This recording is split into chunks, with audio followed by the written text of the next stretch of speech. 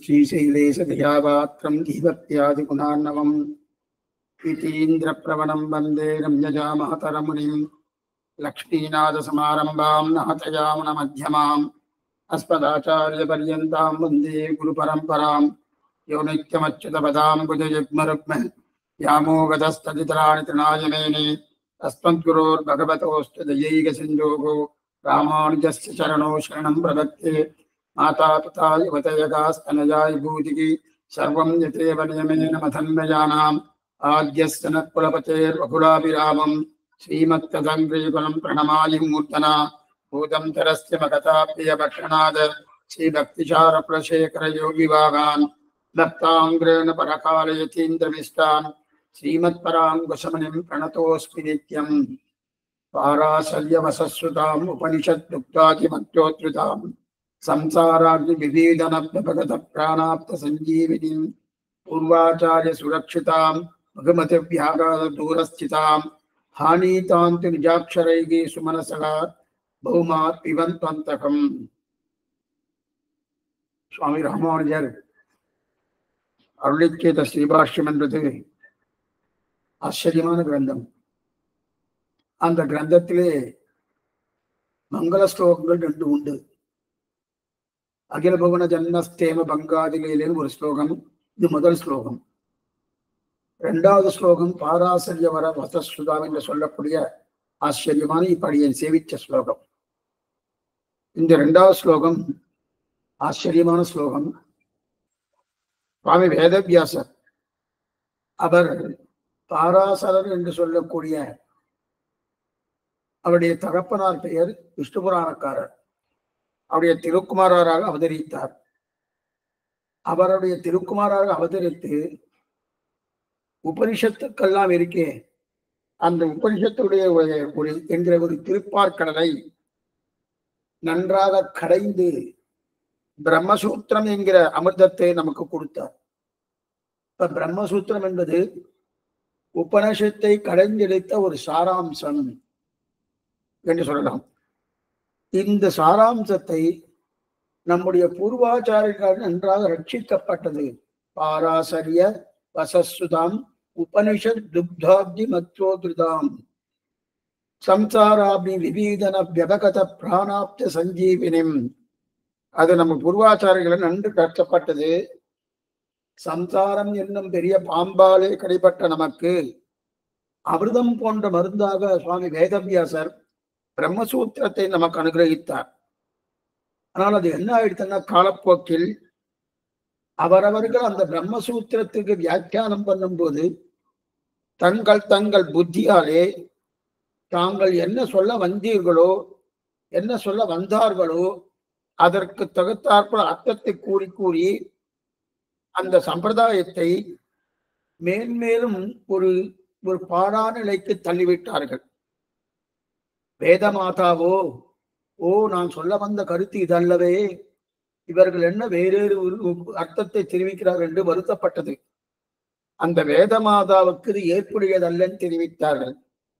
உடனே சுவாமி ராமானுஜர் அவதரித்து அந்த வேதமாதாவுடைய திருவுள்ளம் என்ன, வேதத்தின் தாத்பரியம் என்ன, வேதத்தில் சொல்லப்பட்ட உண்மையான கருத்துக்கள் என்ன, அதை நன்றாக சொல்லி அந்த வேதமாதா என்கிற அந்த பெரிய ஒரு விஷயத்தை, பெரிய ஒரு அந்த வேதமாதாவை எந்த சிம்மாசனத்தில் உட்கார வைக்க வேண்டுமோ அந்த உயர்ந்த சிம்மாசனத்தில் பாராசரிய வசஸ்ருதாம் உபனிஷத் துக்தாப்தி மத்யோத்ருதாம் சம்சாராப்னி விபீதன வியபகத பிராணாப்த சஞ்சீவினிம் பூர்வாச்சாரிய சுரக்ஷிதாம்.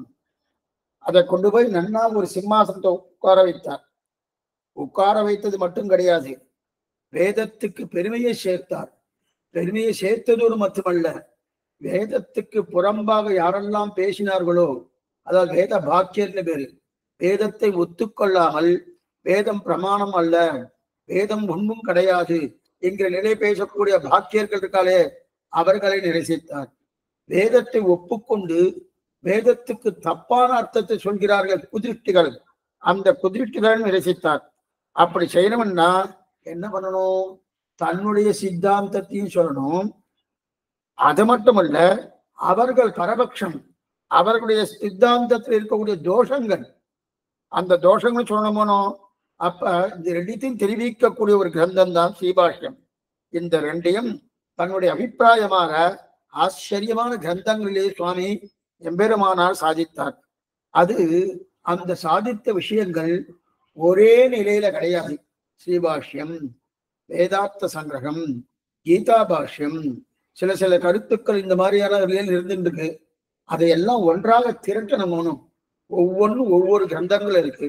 ஒன்றாக திருப்பி கொடுத்த ஒரு பெரிய கைங்கரியத்தை தான் தொட்டையாச்சார் சுவாமி சோழசிம்மபுரம் தொட்டையார் சுவாமியுடைய சத்சிஷ்யராக இருக்கக்கூடிய சீனிவாசாச்சாரிய சுவாமி நமக்கு அனுகிரகித்தார். அந்த அனுகிரகம் தான் யதீந்திர மத தீபிகா. யதீந்திர மத தீபிகாண்டிலும் அந்த யதீந்திர மத இவர் 16ஆம் நூற்றாண்டில் வாழ்ந்தவர். அப்படிப்பட்ட ஆச்சரியமான ஒரு மகான். அந்த யதீந்திர மத தீபிகாலே என்னென்ன இருக்கு? அனைத்து வஸ்துக்களையும் இரண்டாக பிரித்தார். ஒன்று பிரமாணம், மற்றொன்று பிரமேயம். பிரமாணத்தையும் பிரமேயத்தையும் ரெண்டா பிரித்தார். பிரிச்சு இந்த மாதிரி சொல்லிட்டு இருக்கார். அப்படின்னா பிரமாணத்தை பிரித்து 10 அவதாரங்களாக எடுத்தார். பிரமாணம் பிரமேயம் ரெண்டையும் சேர்த்து. அதுல பிரமாணத்தை 3 அவதாரங்கள்: பிரத்யக்ஷம், அனுமானம், சப்தம். சப்த பிரமாணம் என்ன, அனுமான பிரமாணம் என்ன, அதே போல பிரத்யக்ஷ பிரமாணம் என்ன, இந்த 3 பிரமாணம் 3 அவதாரத்தை வைத்துக் கொண்டு அதுக்கு பின்பாடு பிரமேயம், பிரமேயத்தை பிரித்தார். எப்படி பிரித்தார்னா திரவியம் என்றும் அத்ரவியம் என்றும் ரெண்டாக பிரித்தார். அதிலே திரவியத்தில் 6 அவதாரங்களையும் அத்ரவியம் 1 அவதாரமாகவும் மொத்தம் 7ஆக பிரித்தார் பிரமேயத்தில். ஆக பிரமாணத்தில் 3, பிரமேயத்தில் 7, 7 3 10, 10 அவதாரங்களாக யதீந்திர மத தீபிகா என்கிற ஒரு கிரந்தத்தை நமக்கு அனுகிரகித்தார். இருப்பினும் திரவியம் என்றும் அத்ரவியம் என்றும் இரண்டாக பிரிக்கப்பட்டது இல்லையா? அந்த இரண்டாக பிரிக்கப்பட்ட அந்த திரவியத்திலே அச்சேதனம் என்றும் சேத்தனம் என்றும் பிரித்தார். அதுல இன்னது அச்சேதனம், இன்னது சேத்தனம் என்றும் பிரித்தார். அப்படின்னா அச்சேதனமாக இருக்கக்கூடிய திரவியங்கள் 4. அந்த 4 திரவியங்கள், சேத்தனமாக இருக்கக்கூடிய திரவியங்கள் 2. இந்த சேத்தனமான திரவியம் எது? ஜீவாத்மாவும் பரமாத்மாவும் சேத்தனம்னா ஞானம் இருக்கக்கூடிய திரவியம். அப்படின்னா என்ன அர்த்தம்? சைத்தன்யம்னா ஞானம். சைத்தன்யம் என்றால் ஞானம். அந்த ஞானம் இருக்கக்கூடிய திரவியம் 2 திரவியம். எது? ஒண்ணு ஜீவாத்மா நாமதான், இன்னொன்னு பரமாத்மா பகவான் ஈஸ்வரன். இந்த 2 பிரித்தார். அச்சேதன திரவியம் என்பது 4 திரவியங்கள் இல்லையா? பிரகிருதி, காலம், நித்திய விபூதி, தர்மபூத ஞானம் எங்கு? இந்த 4. இந்த 4மே அச்சேதனமாக சொல்லப்பட்டது. அந்த அச்சேதனத்தையும் 2ஆக பிரிக்கிறார்.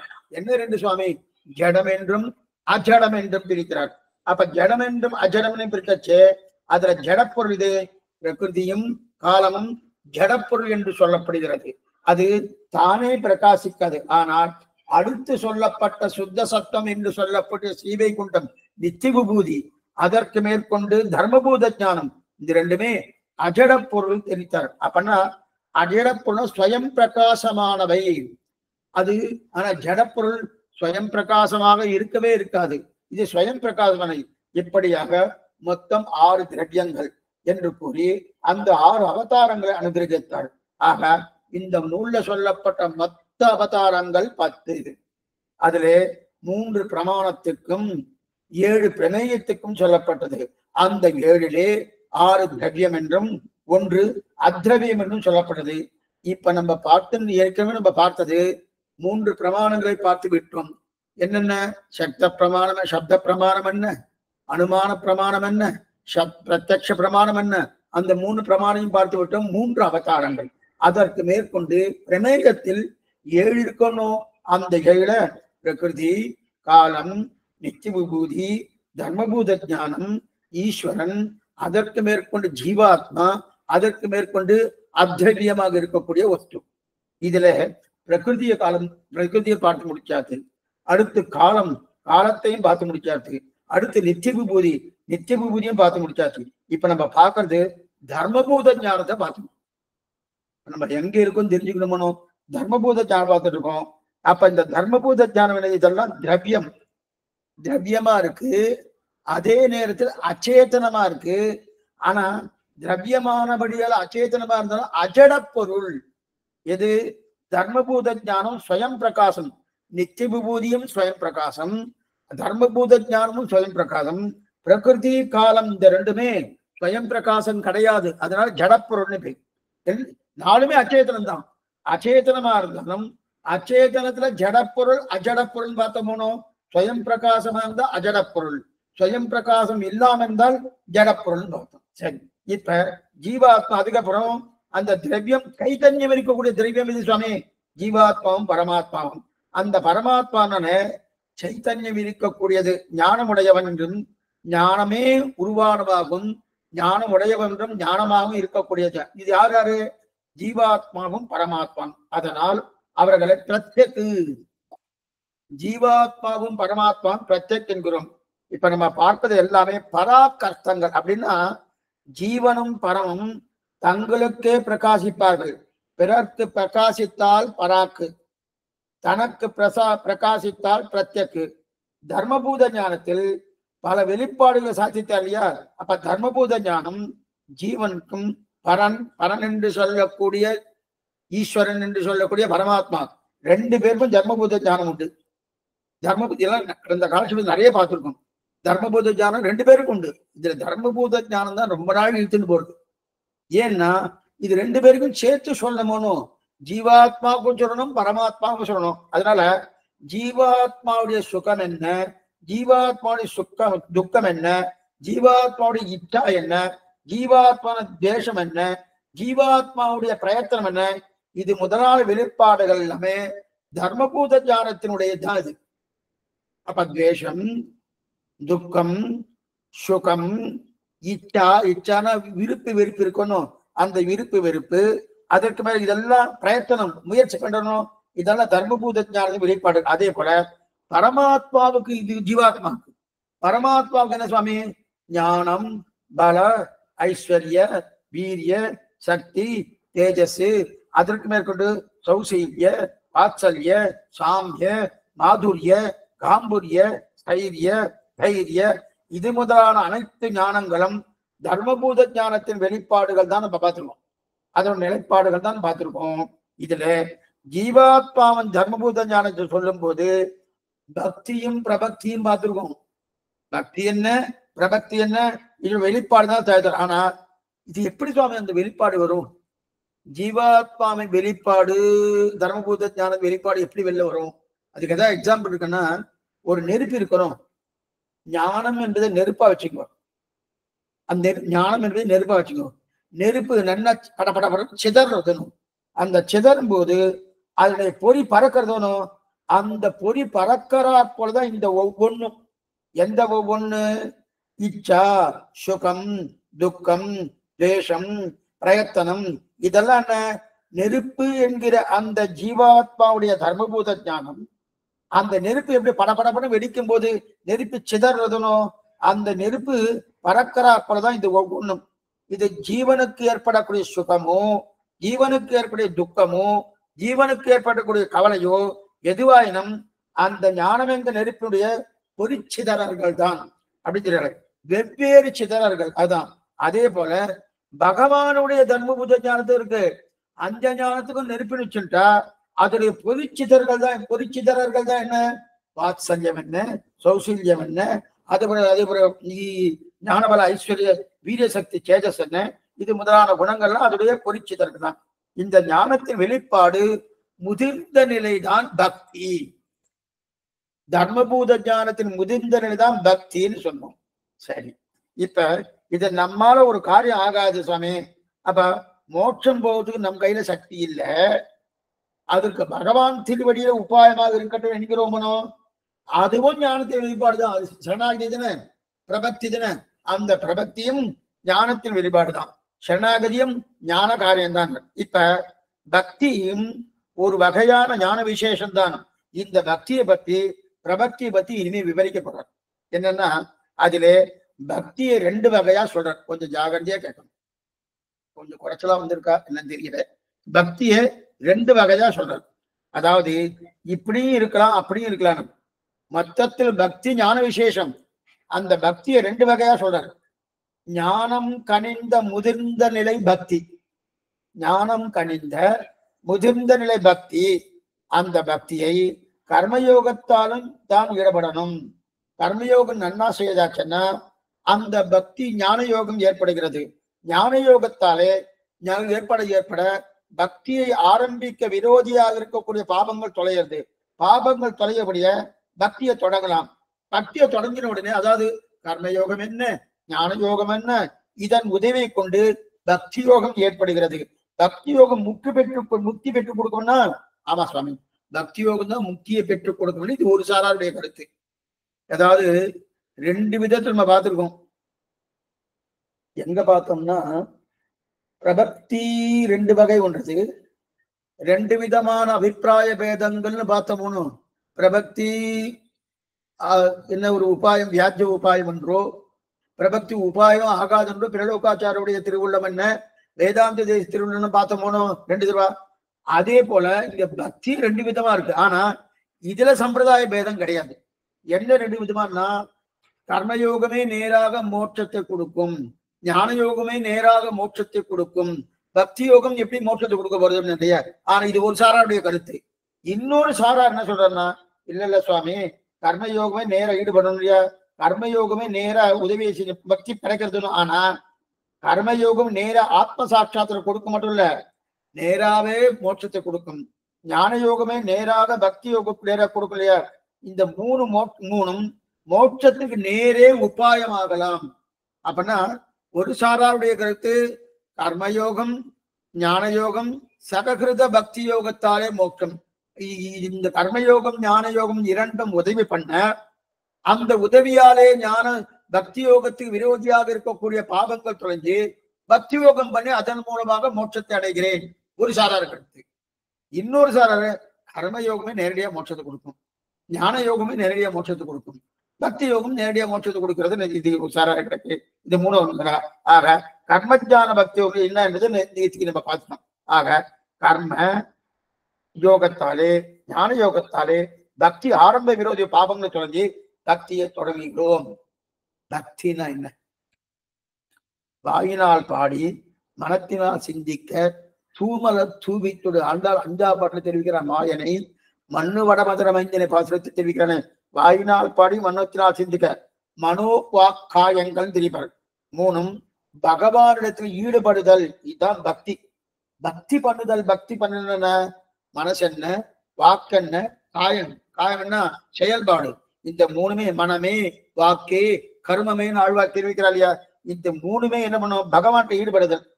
ஈடுபடுதல் என்ன, ஒரு தேவதையை குறித்து அர்ச்சனம் பண்ணலாம், நமஸ்காரம் பண்ணலாம், பிரதட்சணம் பண்ணலாம், பூ தொடுக்கலாம், நாம சங்கீர்த்தனம் பண்ணலாம். இது முதலான தொடக்கமானவை என்னென்ன உண்டோ இதெல்லாம் என்னது, இதெல்லாம் பக்திக்கு உண்டான ஒரு நிலை. சரி சுவாமி, இதோடு போயிடுச்சுன்னா பகவான் கதையை கேட்கலாம், கதையை சொல்லலாம், பகவானை ஆராதனை பண்ணலாம், அவரை மற்ற பேர் பூஜித்தால் அந்த ஆராதனை பார்த்து ஆனந்தப்படுதலாம். இதெல்லாம் அது மட்டும் இல்ல, மற்ற பேர் கதையெல்லாம் சொல்லுவாரனோ, அந்த கதையில கேட்கறத விருப்பம் இருக்கக்கூடிய ஒரு தன்மை இல்லை. இதெல்லாம் 2வது, அவரை விட்டு பிரிஞ்ச தாங்க மாட்டாத ஒரு தன்மை. எப்படி சுவாமி, உண்ணும் சோறு பருகு நீர் தின்னும் வெத்திலை எல்லாம் கண்ணன் அப்படின்னு தெரிவிக்கிறார் இல்லையா. அந்த நிலையில இருக்கணும். இது இத்தனையும் பக்தி. பூத்தொடுத்தல், ஆராதனை படுதல், பெருக்குதல், முழுகுதல், என்னென்ன உண்டோ நம்ம இதெல்லாம் பண்றதுனால பகவான் என்ன பிரீத்தி அடைவார் என்கிற எண்ணத்தோடு பண்றோமோ அதெல்லாம் பக்தி. இந்த பக்தியை சொன்னார். இந்த பக்தியை சட்டனா பிடிச்சிடலாமான்னா அது அஷ்டாங்கத்தை கொடுக்கக்கூடிய ஒரு தன்மை. இதைதான் நம்ம கடைசி லாஸ்ட் காலக்ஷேபத்தில் தான் பார்த்தோம். அஷ்டாங்கத்தை 8 விதமான அங்கமாக கொண்டிருக்கும் பக்தி. 8 விதமான அங்கங்களை கொண்டது பக்தி. அது அஷ்டாங்க யோகம் பார்த்தோம். அஷ்டாங்க யோகம்னா என்ன சுவாமி? யமம், நியமம், ஆசனம், பிராணாயாமம், பிரத்யாகாரம், தாரண, தியானம், சமாதி.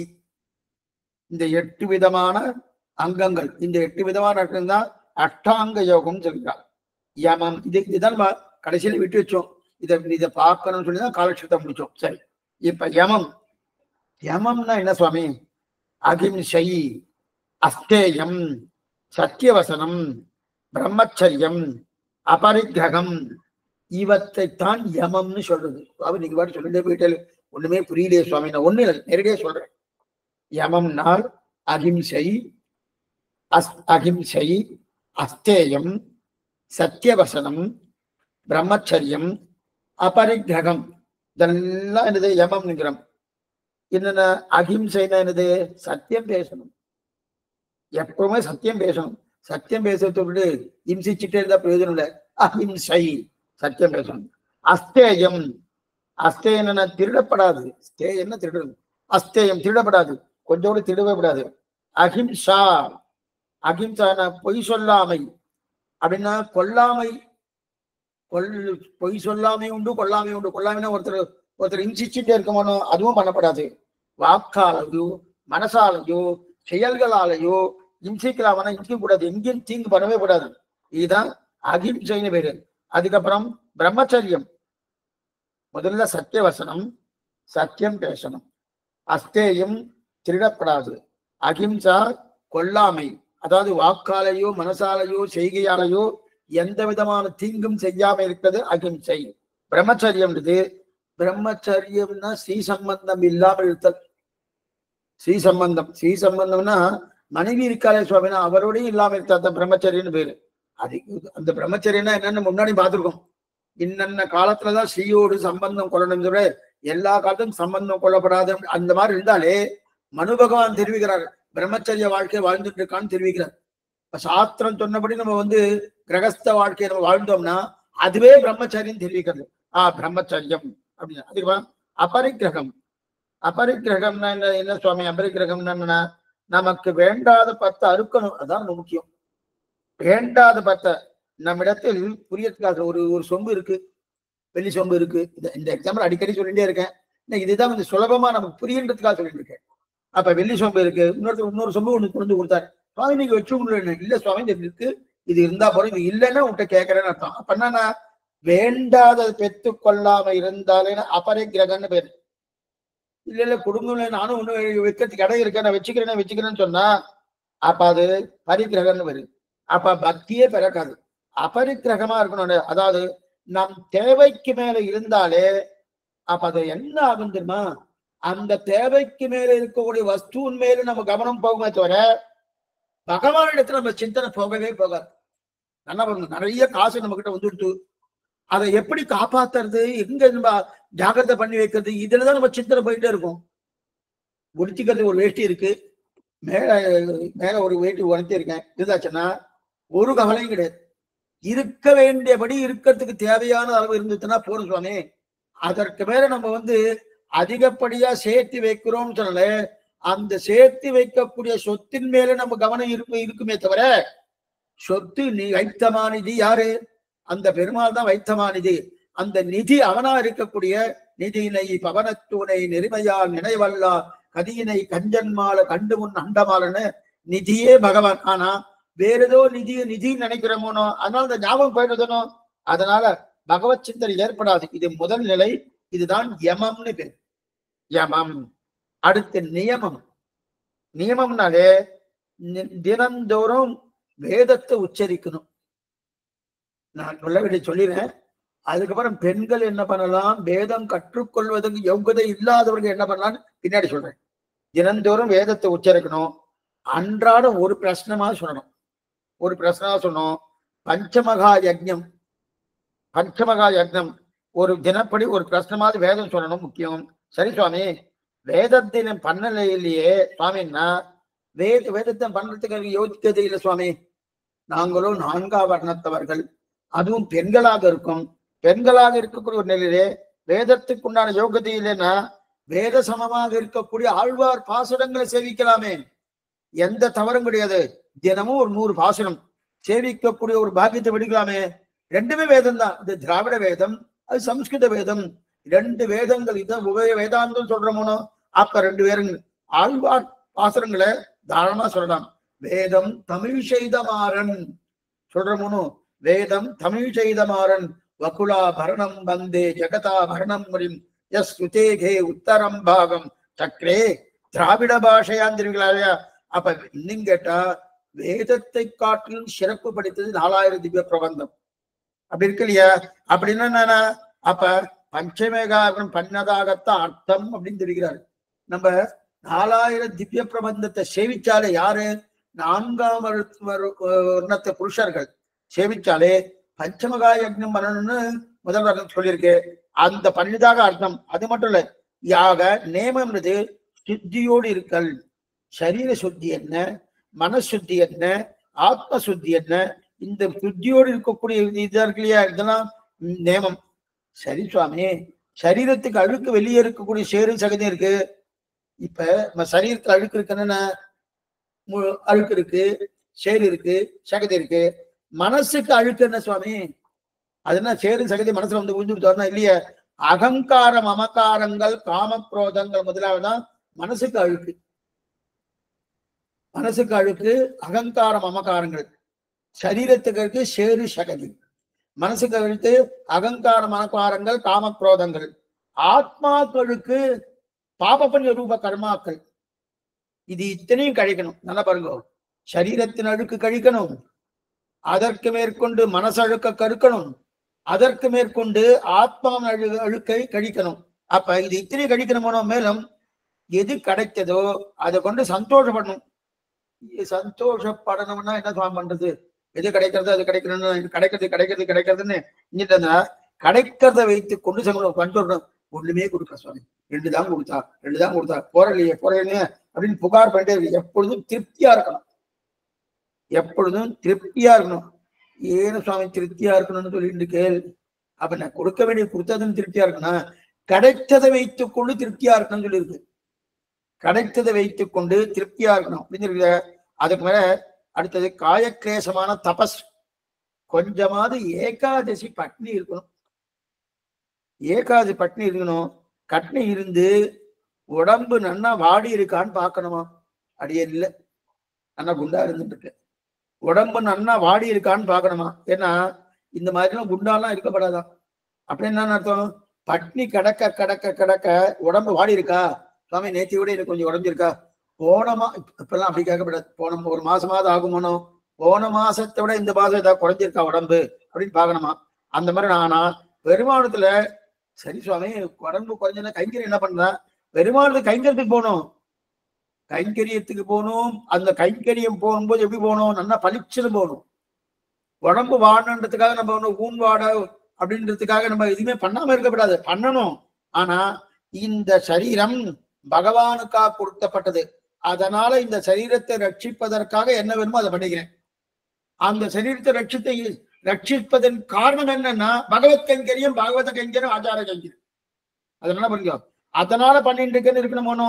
அதனால என்ன நன்னா பளிச்சுன்னு இருக்கணும். ஏன்னா பகவான் தான் ராஜா. ராஜாவுக்கு தொண்டு செய்யணும்னா எப்படி இருக்கணும்? சேவகர்கள்லாம் நன்னா உடுப்பு போட்டுக்கா பாருங்க. நன்னா உடுப்பு போட்டுட்டு ஓகோன்னு இருக்கா பாருங்க. அழுது வடியெல்லாம் கூட அப்படி அழுது வடிச்சுட்டு அந்த சட்டையை பார்த்தாலே ஒரு மாதிரியா இருக்கும், வேட்டியை பார்த்தாலே ஒரு மாதிரி, அந்த மாதிரி இருக்கக்கூடாது. அதே போலதான் பெருமாள் கைங்கரியத்துக்கு போகும்போது பகவத் கைங்கரியம் பண்ணும்போது அழுக்கோடு இருக்கப்படாது. அதுல 2வது பெருமாளுக்கு பெண்களும் தினப்படி பெருமாளுக்கு தலிகை பண்ணணும்.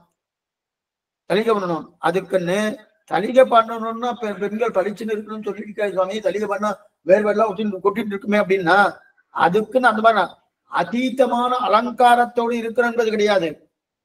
என்ன பாருங்க, பெண்கள் ஏன்னா அதீதமான அலங்காரத்தோடு இருக்கணும்னு சொல்லியாச்சுனாலே பணக்காரதான் இருக்க முடியும். நிறைய நகரத்தெல்லாம் போட்டுக்கணும், பட்டு புடவையா விட்டுக்கணும், அதுக்கு மேற்கொண்டு அதுக்கு என்னென்ன ஆபரணங்கள் உண்டு அதெல்லாம் படிக்கணும்னா அப்ப பணக்காரன் தான் இருக்கணும்.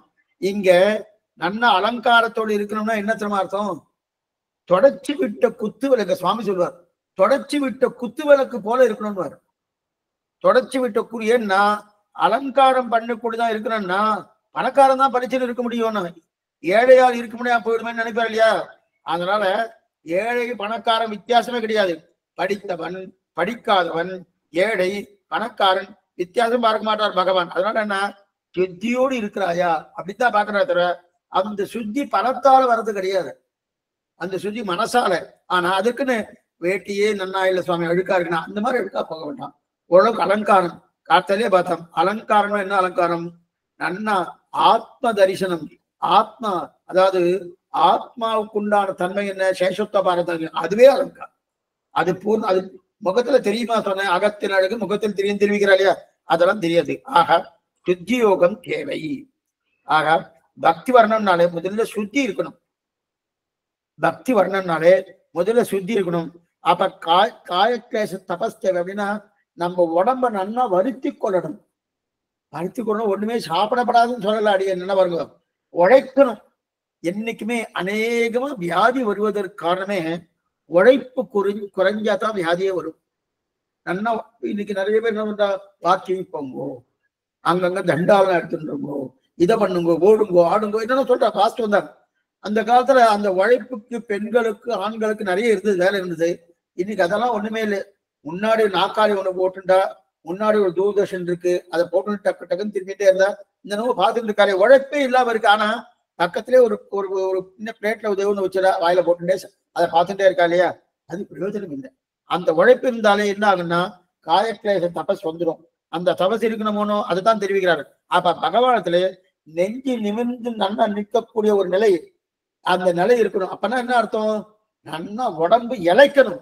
இழைச்சு நல்லா இருக்கணும். இது ஆரம்ப தசை. இதுக்குதான் யமம் நியமம்னு சொல்றான். யமம் ஒண்ணு, நியமம் ஒண்ணு, ரெண்டு பார்த்தோம். நம் மனசை நியமித்து பகவானத்தில் ஈடுபட வைப்பது யமம். மனசை நன்னா பகவானத்தில் ஈடுபட வைப்பது யமம். நியமம் என்னன்னா, நியமம் அதேதான், மனசை நியமித்து கொண்டு போய் ஈடுபட வைப்பது இது நியமம் அப்படின்னு தெரிவிக்கிறார். அதுக்கப்புறம் மூன்றாவது ஆசனம். யமம், நியமம், ஆசனம்.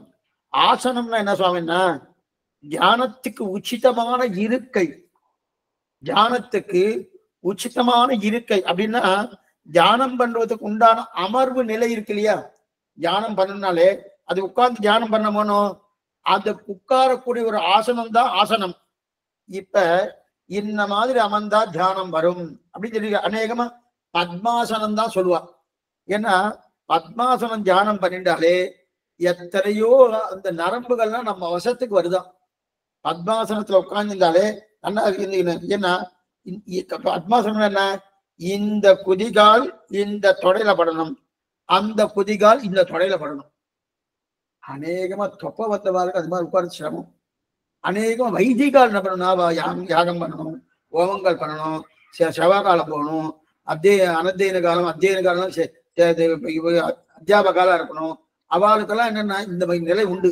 அப்ப அவளுக்கு என்னன்னா அநேகமா பத்மாசனம் போட்டுக்கக்கூடிய ஒரு நிலை இருக்கணுமோ, அது பிரதானமா இருக்கணும். அப்ப அந்த மாதிரி வந்துட்டுன்னா பத்மாசனம் போட்டுட்டாலே நம்ம இடுப்புக்கு கீழே இருக்கக்கூடிய மொத்த நரம்புகளும் வசத்துக்கு வருதான். பத்மாசனம் போட்டுனாலே இடுப்புக்கு கீழே நோக்க நரம்பு வசத்துக்கு வருது இல்லையா? ரத்த ஓட்டம் நன்னா இருக்கணும். ரத்த ஓட்டம் நன்னா இருக்கணும். அப்ப தியானம் நன்னா இருக்கணும். ஆக யமம், நியமம், ஆசனம். அதுக்கப்புறம் தியானம். தியானம் நன்னா. யமம், நியமம், ஆசனம், பிராணாயாமம். அடுத்து பிராணாயாமம். பிராணாயாமம்னா என்ன? பிராணாயாமம் பெண்களும் பண்ணலாம். பெண்கள் எப்படி பண்ணலாம்னு சொல்றேன். அதாவது கும்பகம், ரேசகம், பூரகம்னு 3 இருக்கு. இதுல என்ன தெரியுமா?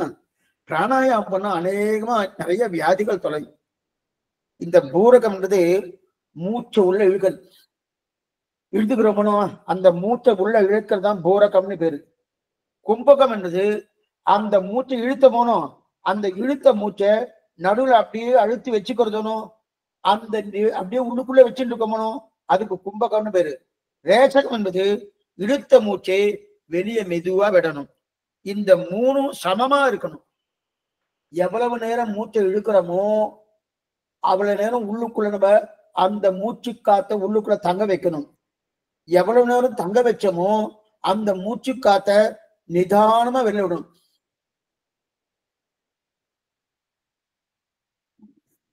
மெல்ல விடணும். இந்த மாதிரி விட்ட, ஏதாவது ஒரு நிமிஷத்துக்கு 16 தடவை நம்ம உள்மூச்சு வெளிமூச்சு வாங்குறது. அதை 10 தடவை பண்ணின்னு வச்சுக்க, வியாதியே வராது. நம்ம ஒண்ணுமே பண்ணாமனா போயிடுவார் இருக்கணும். இந்த ரிஷிகளுக்கெல்லாம் இருக்க. அப்ப என்ன ஆகும்னா சாந்தி நிலவும், உங்களுக்கு நிதானம் ஏற்படும், கோபமே வராது, எந்த நிலையிலுமே கோபம் வராது. இதுதான் எனது பிராணாயாமம். கும்பகம், ரேசகம், பூரகம் தெரிவிக்கிறா இல்லையா? ஆக இந்த மூணு சமமா இருக்கணும். அதாவது வெளியே போய்கொண்டிருக்கிற பிராணவாயை தொடுத்து உள்ளே இழுக்கிறோம் இல்லையா? வெளியே போகக்கூடிய பிராணவாயை தொடுத்து உள்ளே இழுக்கிறோமோ அதுதான் பூரகம். உடம்பு முழுதும் காத்து பூர்த்தியா இருக்கணும், அந்த காத்து அதே சமயம் அந்த அளவுக்கு நிறுத்துறமோனோ அதுதான் கும்பகம்னு பேரு. இழுத்த காற்ற மற்றொரு மூக்கு வழியாக வெளியே விடுறமோனோ அதுதான் ரேசகம். கும்பகம், அதே பூரகம், ரேசகம் தெரிவிக்கல. இதுதான் பிராணாயாமம். இந்த பிராணாயாமம் பண்ணியாச்சுன்னா சரீரத்துக்கு மிகவும் ஆரோக்கியமா இருக்கும். அது மட்டும் இல்ல, நமக்கு மனசாந்தி கொடுக்கும். நமக்கு அநேகமா பிபியே வராது. ரத்த கொதிப்பு சொல்லிட்டு இருக்கணும். ரத்த கொதிப்பு நாம இதெல்லாமே பகவான் நம்முடைய சரீரத்துல எல்லாம் கொடுத்துருக்காரு. நம்ம அந்த சரீரத்துக்கு எதிர்த்தட்டா ஒவ்வொன்றும் பண்ணிட்டு இருக்கோம். இந்த பிராணாயாமம் ஆயிடுச்சு. அதுக்கப்புறம் பிரத்யாகாரம். ஆக என்னென்ன பார்த்துருக்கோம்?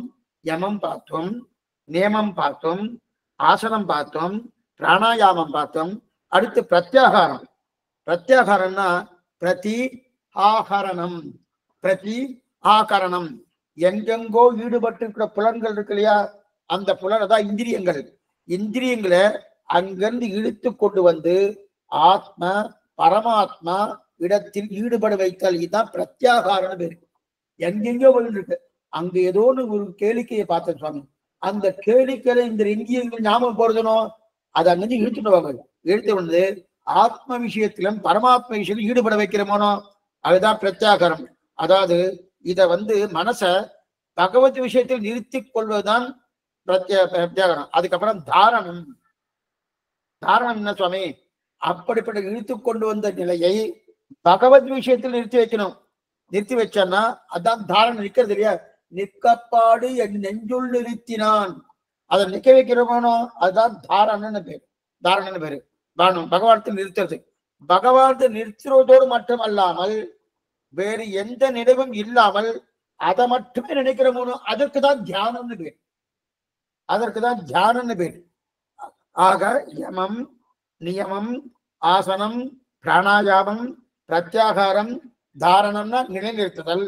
தியானம்னா அது பகவான்கிட்டயே நிலக்க செய்யறமோனோ அந்த தியானம் பேர். கடைசியா சமாதி. சமாதி இது 8வது. சமாதி என்னன்னா நாம் பண்ணின பக்தியினால், நல்லா பாருங்க, இந்த நாம் பண்ணின பக்தியினால் 8 அங்கத்தினால் பகவானை வசீகரித்து விடுதல். வசீகரித்து விடுதல் அப்படின்னா அவன் நம் வசத்துக்கு வந்திருக்காருன்னா நான் சொன்னபடி அவர் கேட்பாரா சுவாமி? அது அர்த்தம் இல்லை. நம்ம நேரம் அவர்கிட்ட எல்லாத்தையும் வந்துட்டோம். அவரே எல்லாம் கத்தியில் இருக்கமோனோ அந்த நிலைதான் வசீகரித்தல் பேரு. அந்த நிலை 8. ஆக 8 அங்கங்களை கொண்டுதான் பக்தி யோகம். இதெல்லாம் எதுக்கு? பக்தி யோகம் பண்ணணும்னாலே இந்த 8 அங்கங்கள் வேணும். யமம், நியமம், ஆசனம், பிராணாயாமம், பிரத்யாகாரம், தாரணம், தியானம், சமாதி என்று சொல்லக்கூடிய 8 அங்கங்கள். இந்த 8 அங்கங்கள் அப்ப இது எப்படி இருக்கும் சுவாமி? இந்த பக்தி யோகம் தைலதாராவது வித்தின்ன சுச்சி சந்தான ரூபம் தெரிவிப்பார். தைலதாவ பெரிய டப்பா இருந்து நம்ம தைலத்தை விடுறோம். தைலனா எண்ணெய் விடுச்சு விசிறி தட்டாம என்ன ஒழுக்கு வருதோனோ அதை தொடர் சங்கிலின்னுவா. தொடர் சங்கிலினா சில பேர்ல இந்த சங்கிலி போராட்டம்னு ஒருத்தருக்கு ஒருத்தர் கையை கோத்துக்கிறாங்கன்னு. கையை கோத்துட்டு 2 கிலோமீட்டர் 3 கிலோமீட்டர் போகும். அந்த மாதிரி அது நல்ல கேப்பே இருக்காது. அந்த மாதிரி தொடர்ந்து இது இருந்துட்டு இருக்கும். அந்த மாதிரி பக்தி யோகத்தை அடைய 8 அங்கங்களோடு அடைகிறோம் இல்லையா? இது ஒரு விதம். அப்ப அப்படிப்பட்ட பக்தி யோகம் பண்றோம்னா நாம் பண்ணும் பக்தி யோகம் இது கிடையாது. நம்ம பக்தி யோகம் பண்ணணும்னாலே அஷ்டாங்க யோகம் இருக்கணும். அந்த அஷ்டாங்க யோகம் பூர்ணமா நம்ம கைக்கு வரணும். அப்பதான் பகவான் நம்முடைய வசத்துக்கு வருவார்னு தெரிஞ்சிருக்கு. சரி, இப்ப இந்த பக்தி யோகம் பண்றோம்னா இது நாம் பண்ணக்கூடிய பக்தி யோகமானா இல்லை. ஏன் சுவாமி? நாமெல்லாம் பிரபன்னர்கள், சரணாகதி நிட்டர்கள். நாம பக்தி யோக நிட்டர்களா கிடையாது, பிரபன்னர்கள். பிரபன்னர்களுக்கு எப்படி சுவாமி பக்தி வரும்? முதல்ல பிரபன்னருக்கு பக்தி உண்டான்னா பிரபன்னருக்கும் பக்தி உண்டு, பக்தி யோக நிட்டருக்கு பக்தி உண்டு. வித்தியாசம் உண்டு. பிரபன்னருக்கு பக்தி எப்படி வரும்னா பகவான் அனுகிரகத்தாலே சாத்திய பக்தி கிட்டும். இனிமே கொஞ்சம் ஜாகிரதையா எனக்கு உட்கார்ந்து கேட்கணும்.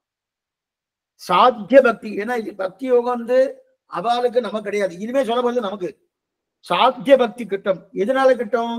பகவத் அனுகிரகத்தாலே கிட்டும். அப்ப பக்தியில் 2 வகை வந்துட்டு. பக்தியில் 2 வகை.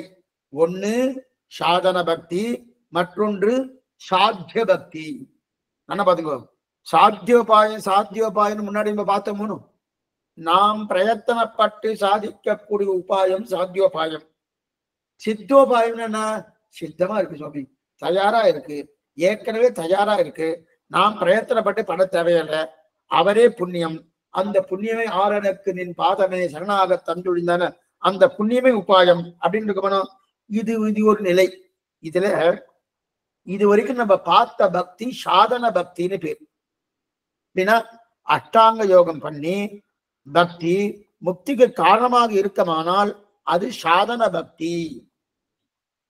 சாதன பக்தி. முதல்ல சாதன பக்தினா என்ன சுவாமி? சாத்திய பக்தினா என்ன? மேலெழுந்த மாதிரியே சொல்றேன், அதுக்கப்புறம் உள்ளுக்குள்ள போயிட்டு அதோட எக்ஸாம்பிளோட சொல்றேன். சாதன பக்தினா நான் ஒரு பக்தியை பண்ணினேன், அந்த பக்தியை பண்ணினபடியாலே அந்த பக்திக்கு மெச்சி பகவான் எனக்கு முக்தியை கொடுக்கிறான். இது சாதன பக்தின்னு பேரு. சாத்திய பக்தினா நான் பக்தியை பண்ணினேன், எதற்காக சுவாமி? முக்திக்காகவா? இல்ல. அப்ப எதற்காக பக்தி பண்ண? பக்தி பண்றதே பிரயோஜனம், பக்தி பண்ணுவதற்காக பண்ணினேன், பகவானுடைய முக்கோல்லாசத்துக்காக பண்ணேன், அவனுடைய ஆனந்தத்துக்காக பண்ணேன். இது சாத்திய பக்தின்னு பேர். அப்ப பக்தி 2 பக்தி இருக்கு. ஒன்னு சாத்திய பக்தி, இன்னொன்னு சாதன பக்தின்னு சொல்லி. சரி சுவாமி, அந்த சாத்திய பக்தின்னு இருக்கு. அப்ப மோட்ச பிரயோஜனம் அப்பனா என்னென்றால் பக்தியே பிரயோஜனமா இருக்கும். அதாவது அஷ்டாங்க யோகம் பக்தி முக்திக்கு சாதனமாக இருக்குமானால் அது சாதன பக்தி. பக்தியே சாத்தியமாக இருக்குமானால் அது சாதனம், அது சாதனம் அல்ல. இதை வச்சுக்கொண்டு பெருமாட்ட மோட்சம் போகணும் என்று கேட்ப போவது கிடையாது. பக்தியை வச்சுட்டு கேட்க வரணும் இல்லை, அது சாத்திய பக்தி. அப்ப என்னன்னா அந்த பக்தியே பிரயோஜனமா இருக்கும், மோட்சம் பிரயோஜனம். அந்த பிரயோஜனத்தை பெற்றுக் கொடுக்கும் வழி பக்தி. இது ஒண்ணு. அந்த மோட்சம் பிரயோஜனம், பக்தி பண்ணுவதும் பிரயோஜனம் அப்படின்றது அது சாத்திய பக்தின்னு பேரு. அப்ப பக்தியை வழியாக கொண்டு அவரிடத்துல எதுவும் கேட்க போறது கிடையாது சுவாமி, இது சாத்திய பக்தின்னு பேரு. பக்தி தான், ஆனா அந்த பக்தி பண்றேன், அந்த பக்தி பண்ணும்படியான தன்மையில அவர்கிட்ட எதுவும் கேட்க போறது கிடையாது. பக்தி பண்ணுவதே பிரயோஜனம், அதுவே சாத்தியம். அப்ப இந்த சாத்தியம் என்பது எதனால ஏற்படுறது? பகவத் கிருபையால ஏற்படுறது. சாதனம் என்பது என்னுடைய முயற்சியாலே ஏற்படுறது. என்ன புரிஞ்சுக்கோ, பக்தி சாதனம் என்னன்னா பக்தியை கொண்டு பகவானை சாதிக்கிறேன் இல்லையா, அது சாதன பக்தின்னு பேரு, சாத்தியோபாயம்னு பேரு. ஆனா இன்னொரு பக்தி சாத்திய பக்தி என்னது? நான் பக்தியை என்ன பண்றேன்? பக்தி பண்றதுக்காக பண்றேன், பகவானுக்கு ஆனந்தத்துக்காக பண்ணிட்டு இருக்கேன். பக்தியை கொண்டு முக்தி என்கிற நிலை கிடையாது. முக்தி கொண்டு முக்தி, இதத்தான் என்னது? சாத்திய பக்தின்னு பேரு. அப்ப பகவத் கிருபையை ஏற்படுத்தும் பக்தி என்ன பாருங்க, 2 வித்தியாசம் வந்துருக்கேன். பகவத் கிருபையை ஏற்படுத்தும் பக்தி சாதன பக்தி, பகவத் கிருபையால் ஏற்பட்ட பக்தி சாத்திய பக்தி. இதுதான் வித்தியாசம். நன்னா புரிஞ்சுக்கணும். 2 விஷயம். விசிஷ்டாத்வைத்தம்னா என்ன, அத்வைத்தம்னா என்ன? கூடின பிரம்மத்துக்கு 2வது கிடையாது விசிஷ்டாத்வைத்தம், பிரம்மத்துக்கே 2வது கிடையாது, இது அத்வைத்தம். அதே போல சாதன பக்தி என்னன்னா, சாத்திய பக்தி என்னன்னா பகவத் கிருபையை ஏற்படுத்தும் பக்தி. நான் பக்தி பண்ணினேன், அதனால அவருக்கு கிருபை உண்டாருது, அந்த பக்தி என்னது? சாதன பக்தி. இல்ல சுவாமி, இது சாத்திய பக்தினா பகவத் கிருபையால ஏற்பட்ட பக்தி சாத்திய பக்தி, அவரால எனக்கு பக்தி ஏற்பட்டது அது சாத்திய பக்தி, என்னால் அவருக்கு கிருபை ஏற்பட்டது அது சாதன பக்தி. புரியுதா? இதான் சாத்திய பக்தி. அப்ப சாத்தியம்னா ஈஸ்வரனால் சாத்தியம், பகவானால் சாத்தியம், இதான் சாத்தியம். அப்ப என்னால கிடையாது சுவாமி, நான் எதுவும் பண்ணல அப்படின்றது. ஆனா சாதனை என்னால்தான் சாதனம் என்ன. ஆனா சாத்திய பக்தி யாருக்கு வரும்? சாத்திய பக்தி யாருக்கு வரும்? 2 வகைப்பட்டவர்களுக்கு வரும். அதாவது சாத்திய பக்தி ரெண்டு வகைப்பட்டவர்கள். பிரபன்னர்கள் செய்யும் பக்தி சாத்திய பக்தி. இப்ப நாமெல்லாம் பிரபன்னர்கள். நாம செய்யக்கூடிய பக்தி என்னன்னா சாத்திய பக்தி. இதைத்தான் பிரபக்தின்றார். சரி, இப்ப நாம் பெருமாளை உபாயமா பத்தினோம். இப்ப பகவான் பாக்குறாரு, இவன் இப்பவே மோட்சத்துக்கு வர போறானா அல்லது இன்னும் சில வருஷங்கள் கழித்து வர போறானான்னு பார்ப்பார். சமாசனம் பண்ணிக்கிறோமோனோ, நான் சரணாகி பண்ணிட்டோம், சரணாகி பண்ணிட்டேன்னா ஆச்சாரண்ட போறேன், சமாசனம் பண்ணிக்கிறேன், அதுதான் சரணாகதி. தாபகா புண்டகா ததா நாமகா மந்த்ரோ யாகஸ்ய பஞ்சமகான்னு சரணாகதி பண்றேன், பண்ணி ஆயிடுச்சு. சரணாகதி ஆன உடனே மோட்சத்துக்கு போறோமா? அதெல்லாம் ஒண்ணு. இப்ப சரணாகதி இவருக்கு வந்து சமாசனம் பண்ணும்போது வயசு 10ன்னு வச்சுக்கோ, சும்மா சுமாரா வச்சுக்கோ, வயசு 10. வயசு 10 இவருக்கு மோட்சத்துக்கு போறது 80 90. ஏன் சுவாமி 80 சொல்ற, 100 சொல்லப்படாதான்னு கேட்பார். வாஸ்தவம் தான், சொல்லிக்கலாம், எத்தனை வேணா சொல்லிக்கலாம், வாஸ்தவம் தான். அப்ப அது வரைக்கும் இவருக்கு இருக்கணும், அது வரைக்கும் இருக்கணும். அது வரைக்கும் ஒரு பக்தி பண்ணுவாரா மாட்டாரா? பக்தி பண்ணுவாரா மாட்டாரா? கட்டாயம் பக்தி பண்ணுவாரு. ஆனா அந்த பக்தி சாதனம் அல்ல, சாத்தியம். சமாசனம் பண்ணிக்கொண்டு சரணாகதி பண்ணின பிறகு பிரபன்னர்கள் பக்தி பண்றா, அதே போல பக்தர்களும் பக்தி பண்றா. பக்தர்கள் பண்ணக்கூடிய பக்திக்கு சாதன பக்தின்னு பேரு. அந்த பக்தியை கொண்டு சாதிக்கணும் என்கிற எண்ணத்தோடு பண்ணப்படும் பக்தி சாதன பக்தி. இப்ப பிரபன்னர்கள் 7 வயசுலயோ 10 வயசுலயோ சமாசனம் ஆயிடுத்து, பஞ்சசம்ஸ்காரம் ஆயிடுத்து, சரணாகதி ஆயிடுத்து. அதுக்கப்புறம் எங்க 80 வயசு இருக்கணுமோனோ, இருக்கணும்னா பக்தி பண்ணணுமோனோ, கைங்கரியம் பண்ணணுமோனோ, அது சாத்தியமா சாதனமா? அது சாத்தியம், அது சாத்தியம். இருக்கும் நாள் வரைக்கும் கைங்கரியத்தை கொடுக்குறாருனோ, இந்த கைங்கரியத்தை பண்ணு, அந்த கைங்கரியத்தை பண்ணு, அந்த கைங்கரியத்துக்கு அப்படின்ற கிடையாது. அவர் அனுபவிக்க கொடுக்குறாருனோ, அதுவும் பக்தி தான். அந்த பக்தி எதுக்காக? பிராப்த ருச்சிக்காகத்தான் பக்தி. பகவான் பிராப்தியம், பகவான் புருஷார்த்தம். அவர் அனுபவிக்கணுமோனோ, அவர் அனுபவிக்கணும் என்கிற அளவுக்கு ருச்சி வளரணுமோனோ, அந்த பிராப்திய ருச்சி போய் அன்வயம் ஏற்பட பக்தியைத்தான் சாத்திய பக்தி. ஏன்னா நாம என்ன பண்றோம், அவர் அனுபவிக்கணும்னா ருச்சி வரணுமோனோ, ருச்சிக்கு பிரதான இதுனா பக்தி. பக்தி இருந்தாதான் ருச்சியே வளரும். அப்ப அந்த பக்தி என்ன சுவாமி, இல்ல சுவாமி பக்தி பண்றேன் மோட்சம் கொடுப்பாருன்றதுக்காக பண்றேன்னா அப்ப அவன் பிரபன்னனே இல்லை. பிரபன்னனாலே எத்தையுமே சாதனமா பண்ண மாட்டான். முதல்ல இதை ஞாபகம் வச்சுக்கோ. சுவாமி இவர் பிரபன்னரா? ஆமா. எதுவுமே சாதனம் கிடையாது, ஒரே சாதனம் பகவான் தான், மற்றது எதுவுமே சாதனம் கிடையாது. அப்ப பண்ணக்கூடிய கைங்கரியங்கள் அத்தனையுமே பிராப்தியம், சாத்தியம், சாத்தியமா பண்ணக்கூடியது அப்படின்றது. அப்பனா யாரு உபாயம்? பக்தி உபாயம் கிடையாது, பகவான் தான் உபாயம். அவரை உபாயமாக பற்றின பிறகு பக்தி பண்ணி கொடுக்கணுமோனோ, கொண்டுட்டே இருக்கும். அந்த பக்தியை பிரயோஜனம் என்று என்ன பண்ணணும்? பக்தியே பிரயோஜனம். பகவானுக்கு பக்தி கொடுத்திருக்கான், அவனுடைய அனுகிரகத்தால கிடைச்சிருக்குது, அந்த பக்தி பண்றான்னு. இந்த பக்திக்கு சாத்திய பக்தி. ஆனந்தமா பண்ணிட்டு இருக்கேன், அவருடைய ஆனந்தத்துக்காக பண்ணிட்டு இருக்கேன், அவருடைய முக்கோல்லாசத்துக்கு பண்ணிட்டு, அது சாத்திய பக்தி. இந்த பக்திக்கு ஏதாவது பயன் இருக்கா? என்ன சுவாமி பயன் இருக்கு? பக்தியே பயன். பக்தி பண்ணினேன் சுவாமி என்ன கிடைக்கும்? பிரபன்னன் கேட்க மாட்டான், கேட்டா பிரபன்னன் இல்லை. ஆனா சாதன பக்தி நிஷ்டன் கேட்பான், சாத்தியோபாய நிஷ்டன் கேட்பான், சித்தோபாய நிஷ்டன் கேட்க மாட்டான். என்ன கேட்பான்னா பக்தி பண்றதே பிரயோஜனம், பக்தி பண்றதே பிரயோஜனம். இப்ப காலட்சேபம் கேட்டு இருக்காள். காலட்சேபம் கேட்டேன் சுவாமி, கேட்டது எதுக்கு தெரியுமா? காலட்சேபம் கேட்டா புண்ணியம்னு சொல்லியிருக்கா, இந்த புண்ணியம்லாம் கிடைக்குமா, என் குடும்பத்துக்கு சில புண்ணியம்லாம் கிடைக்குமா, அதனால கேட்டுட்டு இருக்கேன்னா அப்ப கேட்கறவா பிரபன்னா இல்லைன்னு அர்த்தம். அப்ப என்ன சுவாமி, காலட்சேபம் தெரிஞ்சுக்கிறதுக்கு தான் கேட்கிறாரு, வாஸ்தவம் தான். ஆனா அதை கேட்கக்கூடிய பயன் என்ன? கேட்பதே பயன்.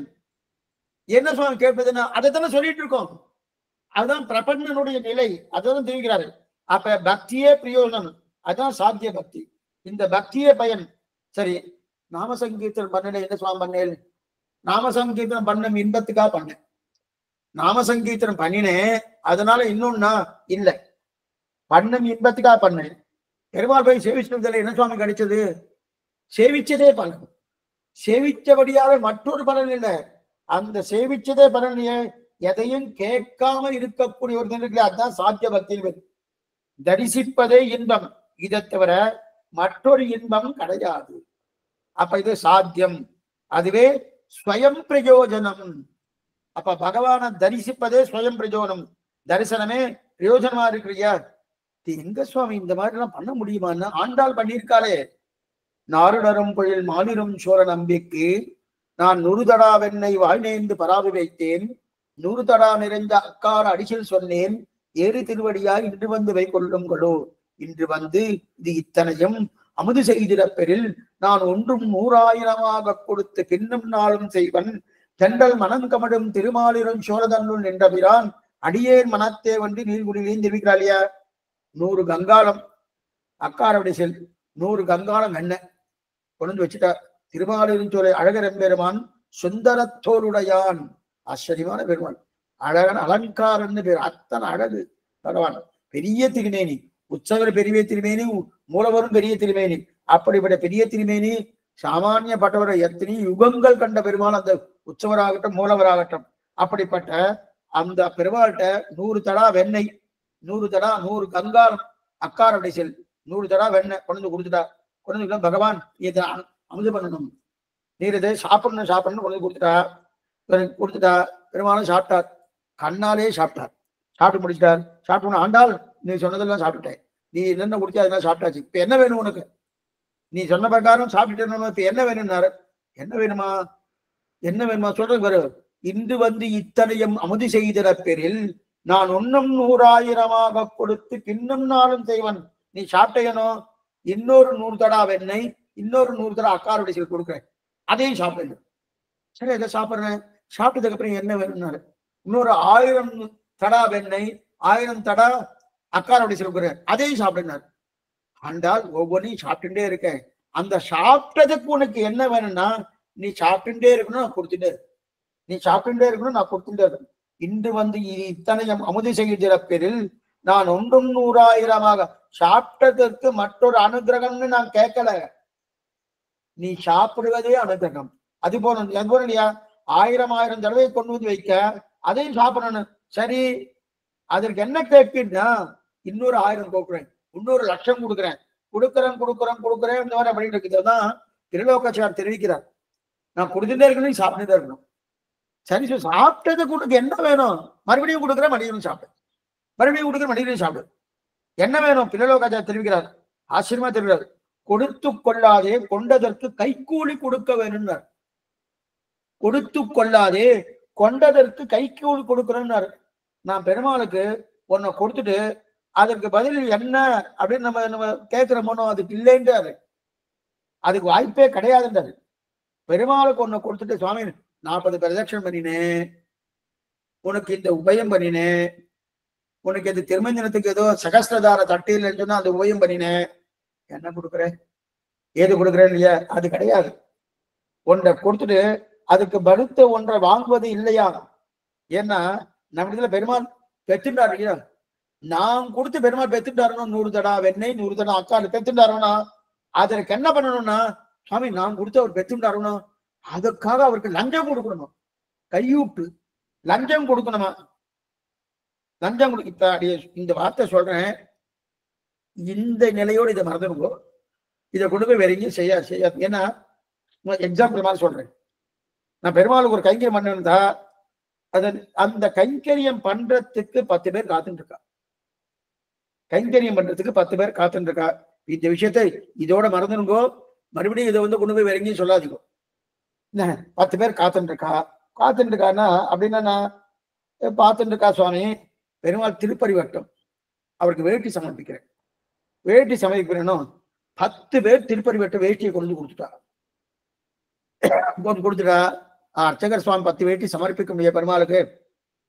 திருவேங்கடபடியானுக்கு எத்தனையோ வருது. ஒவ்வொரு வெள்ளிக்கிழமையும் அவருக்கு திருமஞ்சனம் கண்டறார். அந்த ஒவ்வொரு வெள்ளிக்கிழமையும் எத்தனை வேட்டி வருது தெரியுமா அவருக்கு? அத்தனையும் சமர்ப்பிக்கிறாருன்னா கிடையாது. அவர் சமர்ப்பிக்கிறது 1, 2 தான் சமர்ப்பிக்கிறார். மிச்சம் போயிடு இருக்கட்டும். அப்ப அவருக்கு 1 தானே சாத்த முடியும், 10ஐயும் சாத்த முடியாது இல்லையா? அப்ப 1 சாத்த முடியும். அந்த 10 பேரும் வாங்கி கொடுத்துட்டான். அடியேன்னு வாங்கி கொடுத்துட்டேன், 10 பேர் வாங்கி கொடுக்கா. அடி என்ன பண்ண, அடியேன்னு வாங்கி கொடுத்த வேட்டியை பெருமாளை சமர்ப்பிக்கணும்னு ஆசை ஆசை. ஆனா என்ன பண்ண, நேர அர்ச்சக சுவாமி கூப்பிட்டேன். சுவாமி இங்க வாரோன்னு கூப்பிட்டேன். ஓரமா ஐஷன் பண்ணேன். சுவாமி இந்த தேவர் வச்சுக்க, தேவர் வச்சுக்கன்னு கையை விட்டா கொஞ்சம் கொடுத்துட்டேன்.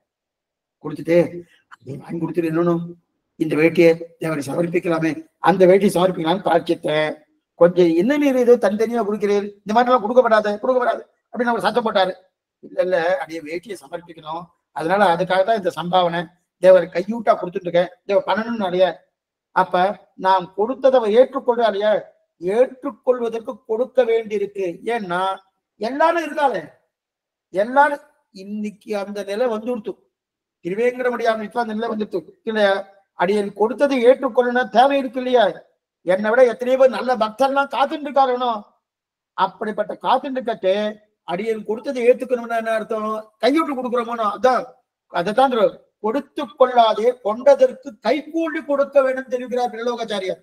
ஜீவச்சன வாக்கியம் இருக்கு. கொடுத்து கொள்ளாதே கொண்டதற்கு கைகூலி கொடுக்கணும்னா பகவான் எடுத்துக்கிறா அது பண்ணா இதுதான் சாத்திய பக்தி இருக்கு. இதுதான் சாத்திய பக்தி. அதற்கு என்னன்னா அவ எடுத்துட்டாரானோ, எடுத்துட்டாருன்னா என்ன அர்த்தம்னோ, அப்ப நமக்கு என்ன வேணும், அடியன் கொடுத்ததை ஏற்றுக்கொள்ளும் தேவையில்லை. என்னை விட எத்தனையோ பக்தர்கள் இருந்துட்டு இருக்கா, இருந்தாலும் நான் கொண்டதை எடுத்துட்டாரனோ, அப்ப என்கிட்ட என்ன இருக்கணும், தூய்மை இருக்கணும். இருப்பினும் அடியன் கொட்டதை ஏற்றார அதற்காக தான் இன்னும் கொஞ்சம் தருகிறேன். அப்ப என்னன்னா 100 1000 ஆயிடுச்சு, 1000 லட்சம் ஆயிடுச்சு, லட்சம் இந்த மாதிரி போயிட்டே இருக்கு இல்லையா. அப்ப மேன்மேலும் கைங்கரியம் பண்ணணும். அந்த பக்தி தான் சாத்திய பக்தி. அந்த பக்தி தான் சாத்திய பக்தின்னு பேரு. அதான் ஆக இது பிரபன்னனுக்கு இருப்பது சாத்திய பக்தி. அப்ப என்னன்னா பண்ணிண்டே இருக்கணும், கைங்கரியம் பண்ணிட்டே இருக்கணும், பண்ணுவதே பிரயோஜனம், பண்ணுவதே பிரயோஜனம்.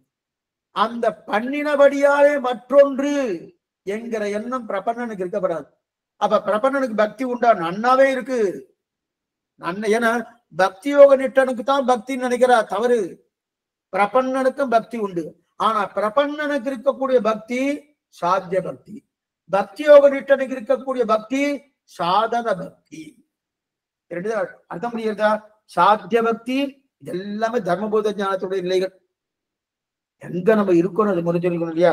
அப்ப இது சாதன பக்தி, சாத்திய பக்தி. கூடவே ஒருத்தர் சாதன பக்தி. அப்ப என்ன பண்ணார், பிரபன்னனுக்கு இருக்கக்கூடிய பக்தி சாத்திய பக்தி, கூடவே ஒருத்தர் சாதன பக்தி இருக்கிறார், அவர் பிரபன்னர் கிடையாது. இப்ப இன்னொரு விஷயம் சொல்றேன், அதே சேர்த்து. அவர் பிரபன்னர் கிடையாது, சாதன பக்தி இருக்கார்.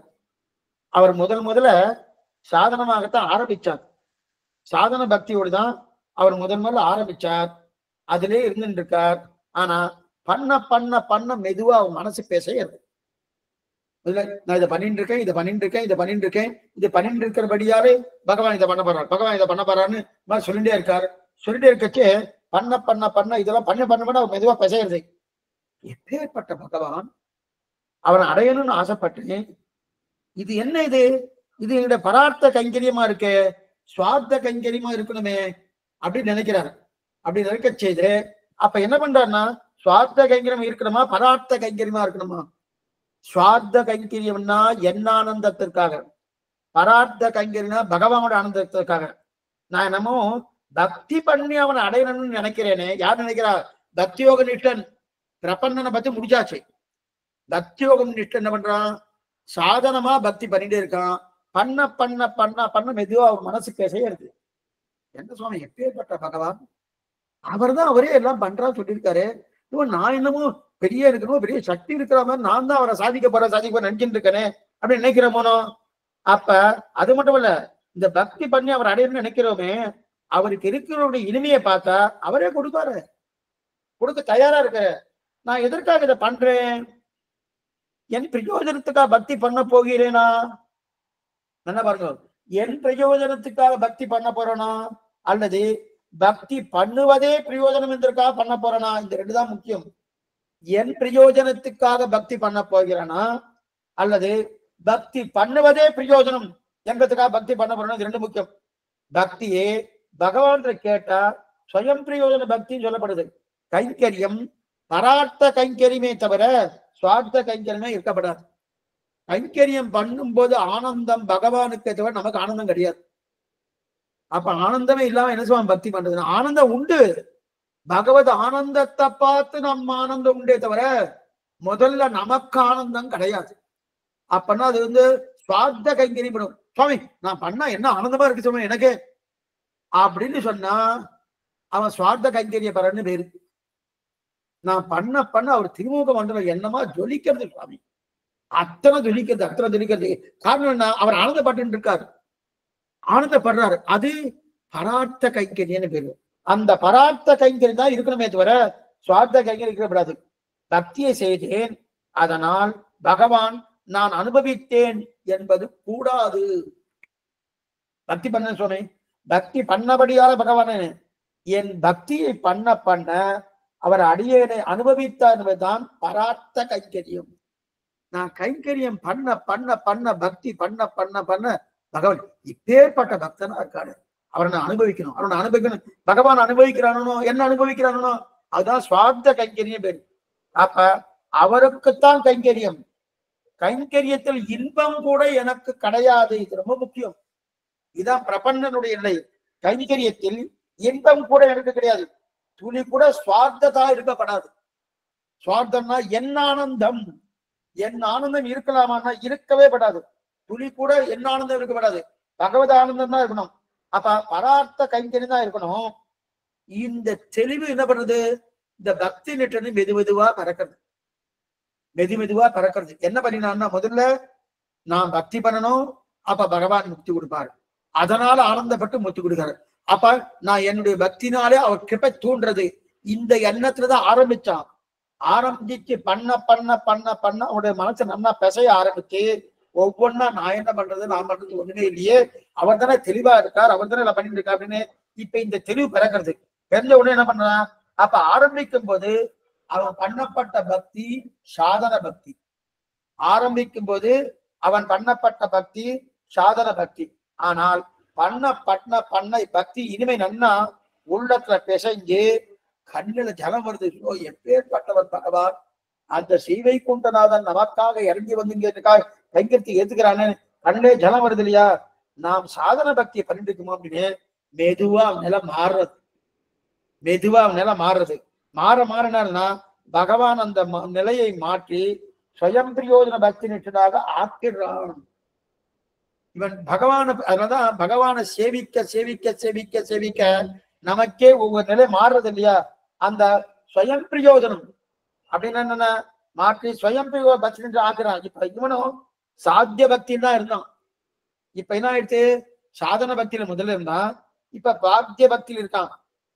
ஆனா வித்தியாசம் இருக்கு. பிரபன்னனும் சாத்திய பக்தி வந்துட்டான், சாதன பக்தி காரணம் கொஞ்சம் கொஞ்சமா மனசு பேசிட்டு கொஞ்சமா சாத்திய பக்தி வந்துட்டான். என்ன சுவாமி வித்தியாசம்? இப்ப ரெண்டு பேருமே சாத்திய பக்தி வந்துட்டாலும் பிரபன்னனும் ஏற்கனவே பண்ணப்பட்ட பக்தியே சாத்திய பக்தி தான். அதான் முதலே பார்த்தோம். பரார்த்த கைங்கரியமே தவிர சுவார்த்த கைங்கரியம் கிடையாது. அவன் ஆனந்தத்துக்காக தான் பக்தி பண்ணுவதே பிரயோஜனம். பக்தியினால் மற்றொன்று கிடையாது. இது பிரபன்னனுக்கு சாத்திய பக்தி. சாதன பக்தி சாத்தியோபாய நிட்டன். அந்த சாத்தியோபாய நிட்டன் என்ன பண்ணா, நான் பண்ணிட்டு இருக்கேன்னு கொஞ்சம் மனசு மாறி சாத்திய பக்திக்கு வந்துட்டான். இப்ப என்ன வித்தியாசம்னா, பிரபன்னனுக்கும் சாத்திய பக்தி தான், சாதன பக்தி நிஷ்டன் சாத்திய பக்தி தான் வந்துருக்கு. ஆனா இவன் ஆரம்பிச்ச பாதை வேறு. ஆரம்பிக்கும் போது சாதன பக்தி, அதே முடியும் போது சாத்திய பக்தி. அதே பிரபன்னன் ஆரம்பிச்ச பாதையே வேறு. ஆரம்பிக்கும் போதே சாத்திய பக்தி, முடிவுலையும் சாத்திய பக்தி. அப்ப ஆரம்பித்த பாதை அவருடைய முயற்சியாலே அந்த பக்தி சாத்தியமாகல. என்ன ஆயிடுத்து? சாதனத்திலிருந்து சாத்தியம் வந்து பகவான் இப்ப தலையில போட்டார். அதுதான் பிரபன்னனுக்கு கிடைச்ச பக்தி. இப்ப அவனுக்கு இந்த சாதன பக்திக்காரனுக்கு என்ன வந்துடுத்துன்னா, எவருடைய பிரயத்தனத்தால சாத்திய பக்தி வந்துடுத்து. ஆனா பிரபன்னனுக்கு பகவத் அனுகிரகத்தால சாத்திய பக்தி. வித்தியாசம் நல்லா தெரிஞ்சுக்குங்கோ. அதான் பிரதானா சொல்லிட்டு இருக்கேன். ஏன்னா சாதன பக்தி நிஷ்டன், அதான் சாத்தியோபாய நிஷ்டன். அந்த சாத்தியோபாய நிஷ்டன் தன்னுடைய முயற்சியால பண்ணி பக்தி பண்ற கிடைக்க போறது, பக்தி பண்ண கிடைக்க போறது. இந்த எண்ணத்திலே ஆரம்பிச்சு கொஞ்சம் தன்னை மனசை மாறி சாத்திய பக்திக்கு நிலை வந்தான். ஆனா தன் முயற்சியால வந்திருக்கான். அது சாத்திய பக்தி ஆயிடுச்சு. ஆனா பிரபன்னனுக்கு தான் முயற்சியே இல்லை, பகவத் அனுகிரகம், ஈஸ்வர கிருபை. அந்த கிருபையால் என்ன வந்தது, அந்த கிருபை தள்ள வந்து விட அதுதான் பிரபன்னனுக்கு சாத்திய கிடைத்த பக்தி, சாத்திய பக்தி. ஆனா சாதன பக்தி காரணனுக்கு பகவான் போடல. என்ன பாத்துக்கோ, சாத்திய பக்தி காரணம் என்னன்னா பிரபன்னனுக்கு பகவான் தன்னுடைய கிருபையை தலையில போட்டிருக்கான். அதே சாதன பக்தி காரணனுக்கு பகவான் போடல. இவ இந்த பக்தியை பண்ணி பண்ணி அதனால் மெதுவாக நன்ன மெருகூட்டி ஸ்வயம் பிரகாசமாக போனான். அதனாலும் அது உண்டு. ஆக சாத்திய பக்தி என்றும் அதுவே ஸ்வயம் பிரயோஜன பக்தி என்றும் சொல்வார்கள். இப்ப கொஞ்சம் புரிஞ்சிருக்கும்னு நினைக்கிறேன். சாத்தியம் சாதனம். சாதனம் என்பது பக்தி நிஷ்டனுக்கு, அதாவது சாத்தியோபாய நிஷ்டனுக்கு. சாத்தியம் என்பது என்னன்னா, சாத்தியம்னா என்ன தெரியுமா, இதை கொண்டு சாதிக்க வேண்டியது கிடையாது. சாதனம்னா இதை கொண்டு சாதிக்கணும். இதை கொண்டு சாதிப்பவன் சாதன பக்தி நிஷ்டன். அப்ப சாத்தியம் என்ன, இதுவே பிரயோஜனம், பக்தியே பிரயோஜனம். பக்தியை கொண்டு சாதிப்பதற்கு ஒண்ணும் கிடையாது. பக்தியை கொண்டு சாதிப்பது என்ன, பகவத் முகோல்லாசம், அவ்வளவுதான். அதை தவிர எதுவும் கிடையாது அப்படின்னு தெரிவிக்கிறாரியா. அப்படிப்பட்ட ஸ்வயம் பிரயோஜன பக்தி என்று சொல்றாங்க. இந்த பக்திக்கு தான், இந்த சாதன பக்திக்கு தான் 8 அங்கங்கள். மறுபடியும் அங்க வரும் 8 அங்கங்கள். ஆனா நாம் எப்பவும் பக்தி பகவானின் அனுகிரகம் கிடைத்த பக்தி. நல்லா பாருங்க, இப்ப நம் பக்தி பிரபன்னனுடைய பக்தி. நம் பக்தின்னு சொல்லும் போது பிரபன்னன் எடுத்துக்கோங்க. ஏன்னா நமக்கெல்லாம் நேர சாத்தியோபாயங்கிற நிலையே கிடையாது. முதல்ல சொரூப விருத்தம், அதெல்லாம் இதுல வரப்போறது இல்லை. ஜனஜனம் நம்மளோட சொரூப விருத்தம் முக்கியமா பெண்களால பண்ண முடியாது, 4ஆம் வர்ணத்தவர்களால் பண்ண முடியாது. அதனால நமக்கெல்லாம் என்ன இருக்கு, சாத்தியோபாயம் இல்ல, சித்தோபாயம் தான். அப்ப என்னன்னா பிரபன்ன நிலை. பிரபன்ன நிலைன்னா என்னது, பக்தியே என்னது, சாத்தியம். சரி, இப்ப இந்த பகவான் அனுகிரகத்தால கிடைச்ச பக்தி நமக்கு தன்னுடைய முயற்சியாலே கிடைத்த பக்தி யாருக்கு, சாதன பக்தி நிஷ்டனுக்கு அப்படின்னு. இப்ப சரி சுவாமி, இப்ப அஷ்டாங்க உங்க பக்தி பண்றது இருக்கு இல்லையா, அது அதற்கு சில யோக்கியத்தை எல்லாம் வேணும். அஷ்டாங்க யோகம் தான் பக்தி நிஷ்டனுக்கு பார்த்தோமோ. யமம், நியமனம், பிரத்யாகாரம், தாரணம், நியமம், சமாதி எல்லாம் பார்த்தோமோ. அப்ப அந்த நிலை பார்க்கச்சே அதுக்கு சில யோக்கியத்தை வேணும். சாதன பக்தினா யோக்கியத்தை இல்லைன்னா அவளால சாதன பக்தி பண்ண முடியாது.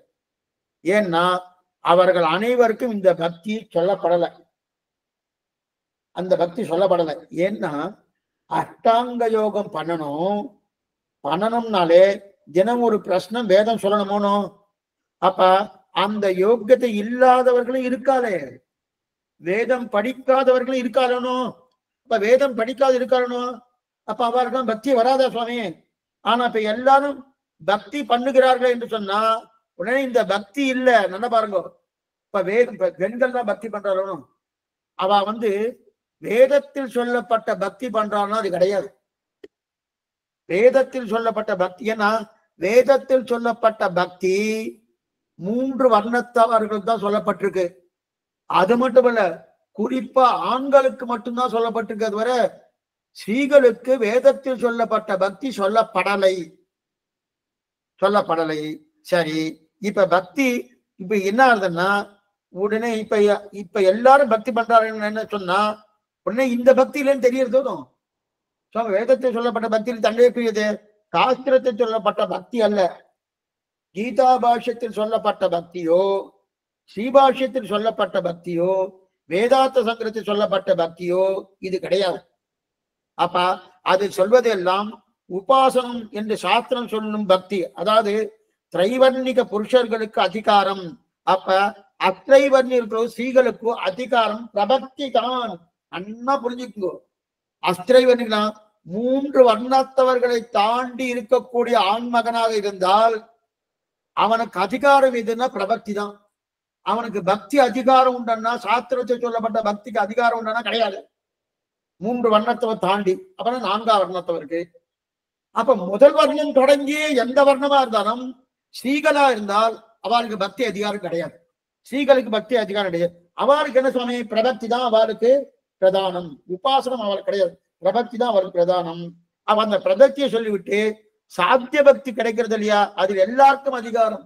பிரபக்தியை சொல்லிட்டு பிரபக்தியில சாதன பக்தி கிடையாது, சாத்திய பக்தி. அதனால அந்த இது எல்லாருக்கும் அதிகாரம். அப்பனா ஆண் பெண் மொத்த பேருக்கும் அதிகாரம். 4 வர்ணத்தவர் 4 5 எத்தனை பேர் இருக்காலோ அத்தனை பேருக்கும் அது அதிகாரம். அப்ப சாத்திய பக்தியில் அதிகாரம். ஆனால் சாதன பக்தி என்பது 3 வர்ணத்தவர்களுக்கு மட்டும்தான் அதிகாரம். அதிலும் முக்கியமாக 3 வர்ணத்தவர்கள் ஆண்களுக்கு மட்டும்தான் அதிகாரம். என்ன பண்ணிக்கோ, இதெல்லாம் ஏன் சுவாமி சொல்லிருக்கேன்னா, இவ்வளவு தினம் சமம் இருக்கு, நமக்கெல்லாம் பிரபக்தி தான் சொல்ல வர்றாங்க. ஏன்னா சில பேர் பக்தி பக்தி பக்தி சொல்ற, நாங்கெல்லாம் பக்தர்கள், சாஸ்திரத்தில் சொல்லப்பட்ட பக்தர்களா நீங்க இதான் முழுக்கிய ஆரம்பிச்சுவோம். அந்த மாதிரி கிடையாது. எதுக்கு சொன்னா 3 வர்ணத்தவர்கள் ஆண்களுக்கு மட்டும்தான் அதிகாரம். ஆக சாதன பக்தி சாத்திய பக்தி 2 இருக்கு. சாத்திய பக்தி பிரபன்னனுக்கு, சாத்திய பக்தி சாதன பக்தி நிஷ்டனுக்கும் உண்டு. ஆனா அவன் மெதுவாக தன்னுடைய முயற்சியாலே சாத்திய பக்தி வருவதற்குண்டான வாய்ப்புகளும் உண்டன. இப்ப இன்னொரு விதத்திலையும் பக்தியை நம்ம சாதிக்கிறோம். இது வரைக்கும் பார்த்தது என்ன, பக்தியை 2ஆ பிரிச்சுட்டோம், சாத்திய பக்தி சாதன பக்தி. இன்னொரு விதம் இப்ப 7, அதாவது இதுல என்ன சொல்றேன்னா, எதுன்னா சாதன சப்தகத்தை பத்தி இது சொல்லிக்கிற. சாதன சப்தகம்னு ஒண்ணு இருக்கு, பக்திக்கு இன்னொன்னு இருக்கு. இன்னும் பிரபக்தி நீங்க உடலையா சுவாமின்னா சொல்லி எழுதியிருக்க, சொல்லித்தானே ஆகணும். பக்திக்கு சாதன சப்தகம்னு ஒண்ணு இருக்கு. இப்ப முதல்ல அஷ்டாங்க யோகம்னு ஒண்ணு பார்த்தோமோ, அது இல்லாம சாதன சப்தகம்னு 7 சொல்லப்பட்டிருக்கு. பக்தி பிறக்கணும்னா சாதனம் 7 சாதனம் எது தெரியுமா? விவேக, விமோக, அபியாச, கிரியா, கல்யாண, அனவசாத, அனுகிரகங்கள் இருக்க. இந்த சாதன சப்தகம்னு பேரு. இந்த சாதன சப்தகத்தை யாரு சங்கராச்சாரியம் எடுத்திருக்கார். அத்வைத்த காரியத்துல இந்த சாதன சப்தத்தை சங்கராச்சாரியம் எடுத்திருக்கார். இந்த சாதன சப்தத்தை அப்ப அப்படின்னா என்ன இருக்குன்னா, ஆதிசங்கரனும் ஓகோன்னு பேசியிருக்கார் சாதன சப்தகத்தை. விவேக, விமோக, அபியாச, கிரியா, கல்யாண, அனவசாத, அனுகிரகங்கள், அனுகிரஷ்டிகள் பேரு. விவேகம், விவேகம் என்பது என்னென்ன துக்கமான அன்னத்தை தவிர்ப்பது. துக்கமான அன்னத்தை தவிர்ப்பது என்னன்னா, ஜாதி துஷ்டமான அன்னம், ஆசிரிய துஷ்டமான அன்னம் 2 உண்டு. அன்னத்துல 2 உண்டு, ஜாதி துஷ்டமான அன்னம், ஆசிரிய துஷ்டமான அன்னம். அப்படின்னா இதப்ப நிறைய அன்னங்கள் இருக்கு, இது மாதிரி வெவ்வேறு அன்னங்கள் இருக்கு. இருந்தாலும் ஜாதி துஷ்டமான அண்ணன் என்ன அர்த்தம்னா, ஜாதி துஷ்டமான என்ன சுவாமி அப்பனா சத்திரியன் அன்னம், வைசிய அன்னம், சூத்திரன் அது கிடையாது. வெங்காயம், உள்ளி பூண்டு இதெல்லாம் ஜாதி துஷ்டமான அர்த்தம். வெங்காயம், உள்ளி பூண்டு இதெல்லாம் தப்பு, அதனால அதெல்லாம் ஜாத்தியே தப்பு. அதனால அதுக்கு ஜாதி துஷ்டமான அன்னம். ஆசிரிய துஷ்டமான அன்னம் என்ன சுவாமி, என்னன்னா இரும்பு பாத்திரம். இரும்பு பாத்திரம் இருக்கு இல்லையா, இரும்பு பாத்திரம் அவ்வளவுதான் எடுத்துக்கல. இரும்பு பாத்திரத்துக்கு கீழே ஒன்னொன்னெல்லாம் வச்சுட்டு இருக்கோம், எவர் சில்வர்னு ஒண்ணு வச்சுட்டு இருக்கோம். அதுக்கு கீழே இன்னைக்கு இண்டாலியம்னு ஒண்ணு வந்துருக்கு, அதுக்கு கீழே அலுமினியம்னு இன்னொன்னு வந்துருது. இதெல்லாம் பாத்திரத்தை வச்சுட்டு இருக்கோமோ, அதெல்லாம் ஓய்வுபடுத்தலாமா கூடாதா? இன்னைக்கும் நிறைய திருமாளிகளை பித்தளை பாத்திரம், செம்பு பாத்திரம் அதெல்லாம் வச்சிருப்பாரு. வேற மத்தெல்லாம் கல்லு பாத்திரம் உண்டு, மண் சட்டி எல்லாம் உண்டு. மண் சட்டி தாராளமா உபயோகப்படுத்தலாம், கல்லு பாத்திரம் தாராளமா உபயோகப்படுத்தலாம். சில இடத்துல பாத்திரமே தீர்த்தத்தை சேர்த்து வைக்கக்கூடிய பாத்திரமே கல்லா இருக்கும். இவருடைய பாறை இருக்கும், அந்த பாறையை குறைஞ்சு நிறைய தீர்த்தத்துல அது பார்த்தா டேங்க் மாதிரி தெரியும். கல்லாலே பண்ணிச்சு, கருங்கல்லாலே பண்ணியிருக்கோம். சில இடத்துல பார்க்கலாம், சில இதுல பழைய திருமாளிகள்லாம் அதை பார்க்கலாம். அதே போல செம்பு பார்க்கலாம், பித்தளையை பார்க்கலாம், வெள்ளி தங்கத்தால தான் பாத்திரம் இருக்க போறதுன்னு வச்சுக்கோங்க. அது நம்பெருமாளுக்கு தான் வந்து தங்கத்தால இருக்கக்கூடிய தீர்த்த வட்டல், அதே மாதிரி தங்கத்தால குடம் இருக்கட்டும். அப்படி இருக்க செய்த இதெல்லாம் கூடும். ஆனா இதெல்லாம் இருக்க தவிர இரும்பு குயிலும் உச்சித்தமா இன்னைக்கு இரும்பாலேயே இன்னைக்கு யாகங்கள்லாம் பண்றாங்க. ஓமம் உண்டா இரும்புல விட்டுருது, அவ்வளவுதான் உச்சிதம் இல்லைன்னு சாஸ்திரம் சொல்றது. இதுக்கு சொல்ல வந்தேன்னா இதெல்லாம் இருக்கு. அதெல்லாம் என்னது, இதெல்லாம் இதெல்லாம் வந்து ஆசிரிய தோஷம், அதே ஜாதி தோஷம் சொல்லப்படுது. அடுத்து நிமித்த தோஷம். நிமித்த தோஷம்னா நம்ம சாப்பிட்டுட்டு இருக்கோம், அதுல நம்முடைய முடி பட்டு விட்டு வச்சுக்க, மைய முடி பட்டு விடுத்துருக்க, இல்ல புழு ஏதாவது இருந்து வச்சுக்க, இதெல்லாம் இந்த மாதிரி இருந்தா அதுக்கு நிமித்த தோஷம்னு பேரு.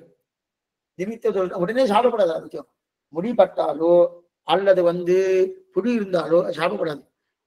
ஜாதி தோஷம், ஆசிரிய தோஷம், நிமித்த தோஷம். ஜாதி தோஷம் என்றது வெங்காயம் உள்ளிப்புண்டு, ஆசிரிய தோஷம் என்றது பாத்திரங்கள், என்னென்ன பாத்திரங்கள் இதெல்லாம் சொல்றேன் சுவாமி, எங்க வீட்டுல இதுதான் பண்ணிட்டு இருக்கோம்னா அநேகமா எல்லா இடத்துலயும் இப்படிதான் இருக்கு, எழுதி வச்சிருக்கான்னு சொல்லிட்டு இருக்கேன். அதுக்கப்புறம் நிமித்த தோஷம்னா இதெல்லாம் கூடாது, இது மயிறு பட்டு விட்டு முடி பட்டு விட்டு கூடாது, உணவு சுத்தமா இருக்கணும். இது விவேகம் அப்படின்னு வருது. அடுத்தது விமோகம். விமோகம்னா லௌகீகர்கள் என்னென்ன விஷயத்தை விரும்புவார்களோ அந்த லௌகிக விஷயத்தை பற்றற்று இருப்பது. லௌகீகர்கள்னா சாஸ்திர சம்மதம் இல்லாத ஏதோ அவ தங்களுடைய சரீரத்துக்கு தகுந்தாப்புல தன்னுடைய குடும்பத்துக்கு தகுந்தாப்புல என்னென்ன வேணுமோ அதெல்லாம் கேட்கிறாளோ, சாஸ்திர சம்மதமே இருக்காது. அதெல்லாம் அந்த விஷயத்துல பற்றற்று இருக்கணும், பற்றற்று இருக்கணும். அவர்கள்லாம் ஒரு இடத்துக்கு போய் வம்பு பேசிட்டே இருப்பா. எல்லாம் அநேகமா கல்யாணத்துக்கு போயாச்சுன்னு வச்சுக்கேன், அங்கதான் எல்லாரும் ஒருத்தருக்கு ஒருத்தர், அது நண்பர்களாகட்டும் உறவினர்களாகட்டும் எல்லாம் ஒண்ணு பேசிப்பா, தேவையில்லாத ஒன்றெல்லாம் பேசிட்டு இருப்பா. தனித்து இருப்பதே நல்லது, தனித்து இருப்பதே நல்லது நல்லது. ஏன்னா பக்தி வரணும்னா தேவையில்லாத விஷயத்தை விளக்கணும். அதுதான் என்னது விமூகம்னு பேரு. இலக்கிய ஆச்சுன்னா என்னன்னா, அவன் என்ன சொல்லுவா, அவன் என்ன சொல்லுவான், பெரிய ஞானியா தனியா இருக்காரு அப்படின்னு சொல்லுவா. சொல்லிட்டு போட்டோம், ஒன்றும் தவறு கிடையாது, தனியா இருக்கிறது நல்லது. அவர் ஒரு வம்பு பேசுறாள், இதை தனி போல் இருக்குன்னு சொன்னாலும் பரவாயில்ல. அப்படி சொன்னா அந்த மாதிரி அவ சொல்லியாச்சுன்னு அர்த்தம், பக்தியில முன்னேறன்னு அர்த்தம். பக்தியில அதற்குன்னு இந்த மாதிரி எல்லாம் நம்ம பக்தி வந்துட்டுன்னு சொல்ல முடியாது. இருந்தாலும் அவ சொல்றான்றதுக்காக உடனே தப்பா எடுத்துட்டு, ஓ அப்படியா நான் உங்களோட சேர்ந்துக்கிறேன் அப்படின்னு சொல்லி போனீங்கன்னா பக்தி இருக்கிற பக்தியும் போயிடும். இது விமோகம்னு பேரு. அதுக்கப்புறம் அபியாசம். அபியாசம்னா பகவத் விஷயத்தை அப்பப்ப சிந்திப்பது, அடிக்கடி சிந்திப்பது. அபியாசம் பண்ணணும்னு சொல்றாலும் அடிக்கடி சிந்திப்பது. ஏன்னா திரும்ப திரும்ப அபியாசம் பண்றது. சேத்தோர் ஜெயத்வா வாஜவஸ்தோ, இது வேதத்துக்கு. வல்லாண்டு வல்லாண்டு வல்லாயிரத்தாண்டு பல கோடி 100,000 வல்லாண்டு திந்தோல் மணிவண்ணா, திரும்ப திரும்ப சொல்றோமானோ, இதுதான் அபியாசம். இந்த அபியாசம் திரும்ப திரும்ப சொல்லணும். அது பெண்களா இருந்தா 4000 சொல்லிக்கலாம். சாஸ்திரம் சொல்வதற்கு அந்த யோக்கியத்தை படைத்தோம்னா வேதத்தையே சொல்லலாம். ஏன் அவளும் 4000 சொன்னாலே இன்னும் உச்சித்தம் தான் தெரிகிறார். அதுக்கப்புறம் ஆக விவேக, விமோக, அபியாச, 4வது கிரியா. கிரியா என்பது என்னன்னா பஞ்சமகா யஜ்ஞம். கிரியான்னா பஞ்சமகா யஜ்ஞம் அப்படின்னா, அந்த பஞ்சமகா யஜ்ஞம்னா அந்த பிரம்ம யஜ்ஞம், தேவ யஜ்ஞம், பித்ரு யஜ்ஞம், மனுஷ யஜ்ஞம், பூத யஜ்ஞம்னு 5. இதான் பஞ்சமகா யஜ்ஞம். பூத யஜ்ஞம்னு என்னது, இதை விடாம பண்ணணும். பூத யஜ்ஞம்னு என்னது, ஜீவராசிகளுக்கு சோறுபடுது. ஏன்னா நாய் இருந்ததுன்னா நாய்க்கு, இலக்கு நாய் கிடுமி நீரே, நாய் இருந்தா நாய்க்கு சோறு பண்ணலாம். இல்ல வெளியில ஏதோ எறும்புகள் புழு பூச்சி எல்லாம் இருக்கணும், கோழி இதெல்லாம் இருக்குமானோ அதுக்கெல்லாம் சோறு பண்ணலாம். அதான் பூத யஜ்ஞம்னு பேரு. ஒரு பிடி அன்னத்தை கையில வாயில போட்டு எறும்பு முதலாக போடலாமானோ அது பூத யஜ்ஞம். மனுஷ யஜ்ஞம்னா மனுஷர்களுக்கு துவாதசி அன்னைக்காவது ஒரு சோறு பண்ணும் அப்படின்னு ஜாகிரதா சொல்லியிருக்கேன். ஏகாதசி அன்னைக்கு கிடையாது, போட்டவாளுக்கும் தோஷம், வாங்கினவாளுக்கும் தோஷம். துவாதசி அன்னைக்காவது ஒரு படியாக போடணுமோனோ. அது மாத்திரமல்ல, சாதாரணமா என்ன சொல்லியிருக்குன்னா, நம்ம திருவாராதனம் நித்தியம் பண்ற போனோம், நித்தியம் திருவாராதனம் பண்ணி முடிச்சதுக்கு அப்புறம் ஒரு 20 நிமிஷமாக நம்ம காத்துட்டு இருக்கணுமா, யாராவது ஸ்ரீ வைஷ்ணவ வராளா அந்த அவளுக்கு கொடுத்துட்டு நம்ம சாப்பிடணும் அப்படின்னு காத்துட்டு இருக்கணும். அதுதான் அதித்தி சஸ்காரியன்னு பேரு. காத்துட்டு இருந்து பண்ணணுமா, அவர்களுக்கு சோறு விட்டுத்தான் நம்ம சாப்பிடணும் அப்படின்னு தெரிவிக்கிறது இல்லையா. ஆக இது மனுஷ யஜ்ஞம். அப்ப பூத யஜ்ஞம் என்றது பிராணிகளுக்கு ஜீவராசிகளுக்கு சோறு போடுறது. மனுஷ யஜ்ஞம் என்றது வரக்கூடிய ஸ்ரீ வைஷ்ணவாளுக்கு அன்னம் விடுவது. பிரம்ம யஜ்ஞம்ன்றது தினப்படி ஒரு பிரஷ்னம் வேதமா சொல்றது. சுவாமி நாங்க வேதம் சொல்றது இல்லை, ஏன்னா பண்ணு 4000 சொல்லு, என்ன சொல்லணும், பல்லாண்டு சொல்லு, திருப்பாவை சொல்லு, அதே மாதிரி இருக்கக்கூடிய நாச்சியார் திருமொழி சொல்லு, திருவாய்மொழி சொல்லு, என்ன வேணா சொல்லணும். பெண்களும் சொல்லலாம், சர்வரும் அதிகாரிகள் இல்லையா அப்படின்னு தெரிவிக்கிறது. இது என்னது, இது பிரம்ம யஜ்ஞம்னு பேரு. பித்ரு யஜ்ஞம்னா தர்ப்பண காலத்துல என்னென்ன தர்ப்பணம் பண்ணணுமோ அதெல்லாம் பண்ணணும். தாயார் தகப்பனாருக்கு முன்னோர்களுக்கு பண்ணக்கூடிய தர்ப்பண கால பண்ணதுக்கு இது பித்ரு யஜ்ஞம்னு பேரு. இதெல்லாம் என்னது, இதெல்லாம் பஞ்சமகா யஜ்ஞம்னு பேரு. அப்படிப்பட்ட பஞ்சமகா யஜ்ஞம் தான் கிரியா அப்படின்னு சொல்றது. அதுக்கப்புறம் கல்யாணம். கல்யாணம் உண்மையை பேசுதல். கல்யாணம் நன்மைன்னு அர்த்தம். உண்மையை பேசுதல், மனசு என்ன, வாக்கு என்ன, காயம் என்ன, இந்த 3 ஒத்துமையா இருக்கக்கூடிய ஆர்ஜவம். ஆர்ஜவம்னா நேர்மை. நேர்மையோடு இருக்கக்கூடிய நிலை, கருணையோடு இருக்கக்கூடிய நிலை, தானம் கொடுக்க நிலை, அகிம்சை, அனவித்யை, பிறருக்கு பொருளுக்கு ஆசைப்படாமல் இருக்கு, இதெல்லாம் கல்யாணம்னு பேர். அப்பன்னா உண்மையை பேசுதல். அந்த உண்மையை பேசும்போது இங்க ஒண்ணு இங்க ஒண்ணு இங்க ஒண்ணு செய்கை ஒண்ணு இருக்கப்படாது. மனசுல என்ன நினைச்சோமோ அது வாயால பேசணும், வாயால என்ன நினைச்சோமோ அது செய்கையால சொன்னோமோ இதுதான். அதுவும் எப்படி இருக்கணும்? கருணையோடு இருக்கக்கூடிய தன்மை. தானம் நிறைய கொடுக்கணும், இம்சிக்க கூடாது, எந்தெந்த பிராணிகளை இம்சிக்க கூடாது. அனவித்யை, பிறருக்கு பொருளுக்கு ஆசைப்படாமல் இருக்கணும், அதுதான் முக்கியம். அவ அந்த பொருள் வச்சுட்டு இருக்காது, நம்மகிட்ட வந்தா நல்லா இருக்குமே சுவாமி, அந்த ஆசைப்படாமல் இருக்கிற இதெல்லாம் கல்யாணம்னு சொல்லி. அடுத்து அனவசாத. அனவசாத அனவசாதன்றது நமக்கு ஏதாவது துக்க செயல் நடந்தா ஓடு அப்படியே உடன்றாங்க. முனியார் காத்தரோட இதை பார்த்தோம். முனியார் துயரங்கள் முந்தினும் இன்பங்கள் மைத்துடனும் மனம் கனியார்னு தெரிவிக்கிறாரியா. அப்பன்னா அப்படியே ஒரு தலையில உண்டு உண்டு அழறது. அதே எத்தையோ பறி கொடுத்தா அப்புறம் உட்கார்ந்துட்டே இருக்கணும், ரொம்ப வருத்தப்படுறாருன்னு சொல்ல போனோம். இதெல்லாம் அனவசாதம். அப்படி என்ன நடந்துச்சு சுவாமி? என்ன சுவாமி உங்களுக்கு ஆயிடுச்சு, இப்படி துக்கப்பட்டு இருக்கேன்னா? ஒண்ணுமில்லை சுவாமி, 4 மணிக்கு வரணும்னு நினைச்சேன், 4:30 ஆயிடுச்சு. அதுக்கு இவ்வளவு துக்கமா அப்படின்னு தெரிவிக்கிறா இல்லையா? இதற்காக பேசணும்னோ அப்ப ஒண்ணு விஷயமே இருக்காது. ஆனா இழுத்து இழுத்து இழுத்து இழுத்து என்னென்னோ பண்றானோ அந்த மாதிரி பண்ணப்படாது. அதுதான் அனவசாதன்னு பேர். அதுக்கு நிறைய பண்ணுவா. ஆழ்வார் பெருமாளுடைய திருமேனிக்கு என்னென்ன பேசுவாரோ அதை விட நிறைய பாடுவார். அது தேவையற்ற பேச்சுக்கள் கூடாது. என்ன பேசணுமோ, அதாவது நறுக்கு தெரித்தார் குழந்தை பாருங்களோ, அந்த மாதிரி பேசணும். எந்த துக்கமா இருந்தாலும் ரொம்ப ஏற்கப்படுவதெல்லாம் அவசாதம் தெரிவிக்கிறார். அதுக்கப்புறம் கடைசியா அனுக்கர்ஷம். அனுக்கர்ஷம் அதாவது ஏதாவது சந்தோஷங்கள் இருந்தா அப்படின்னு அதை அந்த ஆளை பிடிக்கவே முடியாது சுவாமி. அவரு கை கால் தெரியாம குதிக்கிறான்னு, கை கால் தெரியாம குதிக்கிறான்னு தெரிகிற பூமிக்கும் ஆகாசத்துக்கும் குதிக்கிறார் சுவாமி. அந்த சொந்தம் இதுவும் கூடாது. ஏன்னா இன்னைக்கு என்ன ஆயிடுச்சுன்னு ஒரு விஷயம் சொல்றேன். இன்னைக்கு வெளிநாட்டுக்காரெல்லாம் இருக்கா இல்லையா, அவெல்லாம் என்ன பண்ணான்னா தங்களை தாங்களே ஊக்கப்படுத்திப்பான்னா ரொம்ப சொல்லுவா. அவ கிட்ட ரொம்ப தூரம் எல்லாம் நம்ம சொல்ற மாதிரி பகவானை சேவிக்கு வருதோ, 4 ஸ்ரீ வைஷ்ணவ கலந்து இருக்கிறதோ, அவர்கிட்ட நாம சங்கீர்த்தனம் பண்ணுவதோ, அல்லது பகவத் தியானம் பண்ணுவதோ, அல்லது யாத்திரை போனா யாத்திரையில ஆழ்வார் ஆச்சாருடைய ஸ்ரீசக்திகளை சொல்வதோ, இதெல்லாம் அவளுக்கு தெரியாது. அவ்வளவு தூரம் இருக்காது. அவ இருக்கிறான்லாம் பண்ணமாட்டா. திடீர்னு நம்ம பார்த்து செய்ப்பா.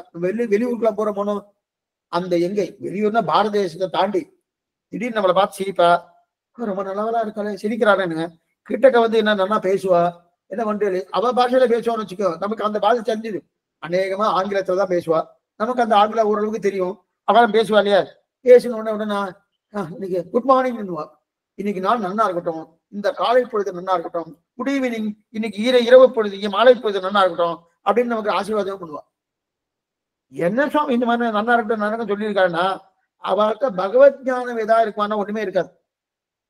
இன்னைக்கு இருக்கிற நாளும் நல்ல காலமா இருக்கட்டும் நல்ல காலமா இருக்கட்டும் சொல்லிட்டு இல்லையா? ஏன் இப்படிலாம் அவ இருக்க மாட்டான்னு? ஏன்னா அவர்களுக்கு பகவான்கிட்ட ஈடுபடுவதற்கு உண்டான ஒரு பெருசா ஒண்ணும் அவர்கிட்ட ஒண்ணுமே இல்லை. அவர்கிட்ட பகவான்கிட்ட ஈடுபடுறதுக்கு ஏதாவது இருக்கன்னா ஒண்ணும் இல்லை.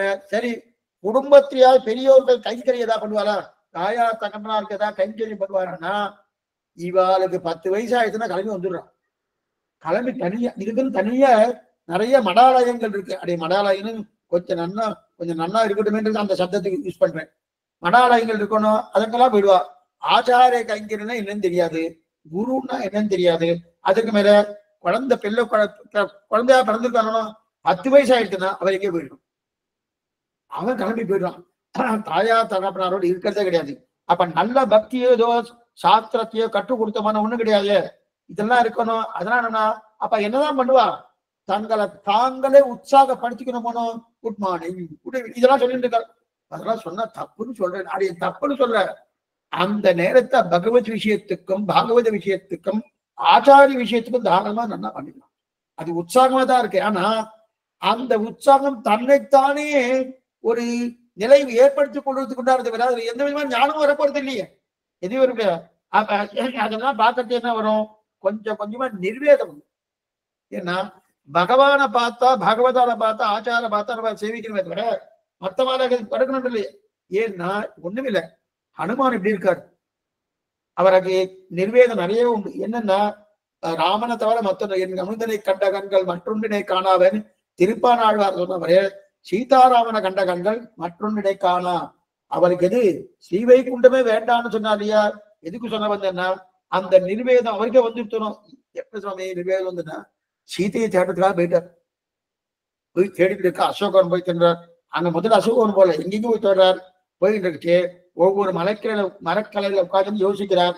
என்ன எனக்கு என்ன இவ்வளவு தூரம் வந்துவிட்டேனே, ராம கைங்கிறதுக்கு தான் வந்திருக்கேன், இன்னும் சீதையை கிடைக்கலையேன்னு எங்கெங்கயோ ராவணனுடைய அரண்மனையெல்லாம் போய் பாக்குறாரு. எந்தெந்த பெண்களோ படுத்துட்டு இருக்கா அங்கெல்லாம் போய் பார்த்துட்டு இருக்காரு. ஓ இது என்ன இந்த மாதிரிலாம் பார்த்துட்டு இருக்கேன், நாம இதுக்காக பிறந்தோம். அவர் என்ன நைட்டுக்கு பிரம்மச்சாரின் பேரு, இதுக்காக பிறந்துட்டு இருக்கோம், இப்படி போய் பார்த்துட்டு இருக்கேன் பாருங்க, யாரையே பார்த்துட்டு இருக்கோம், எப்படியோ இருக்குமே அப்படின்னு சொல்லிட்டு நேர வந்தார். வந்து கண்ணை மூடி தியானம் பண்ண ஆரம்பிச்சார்.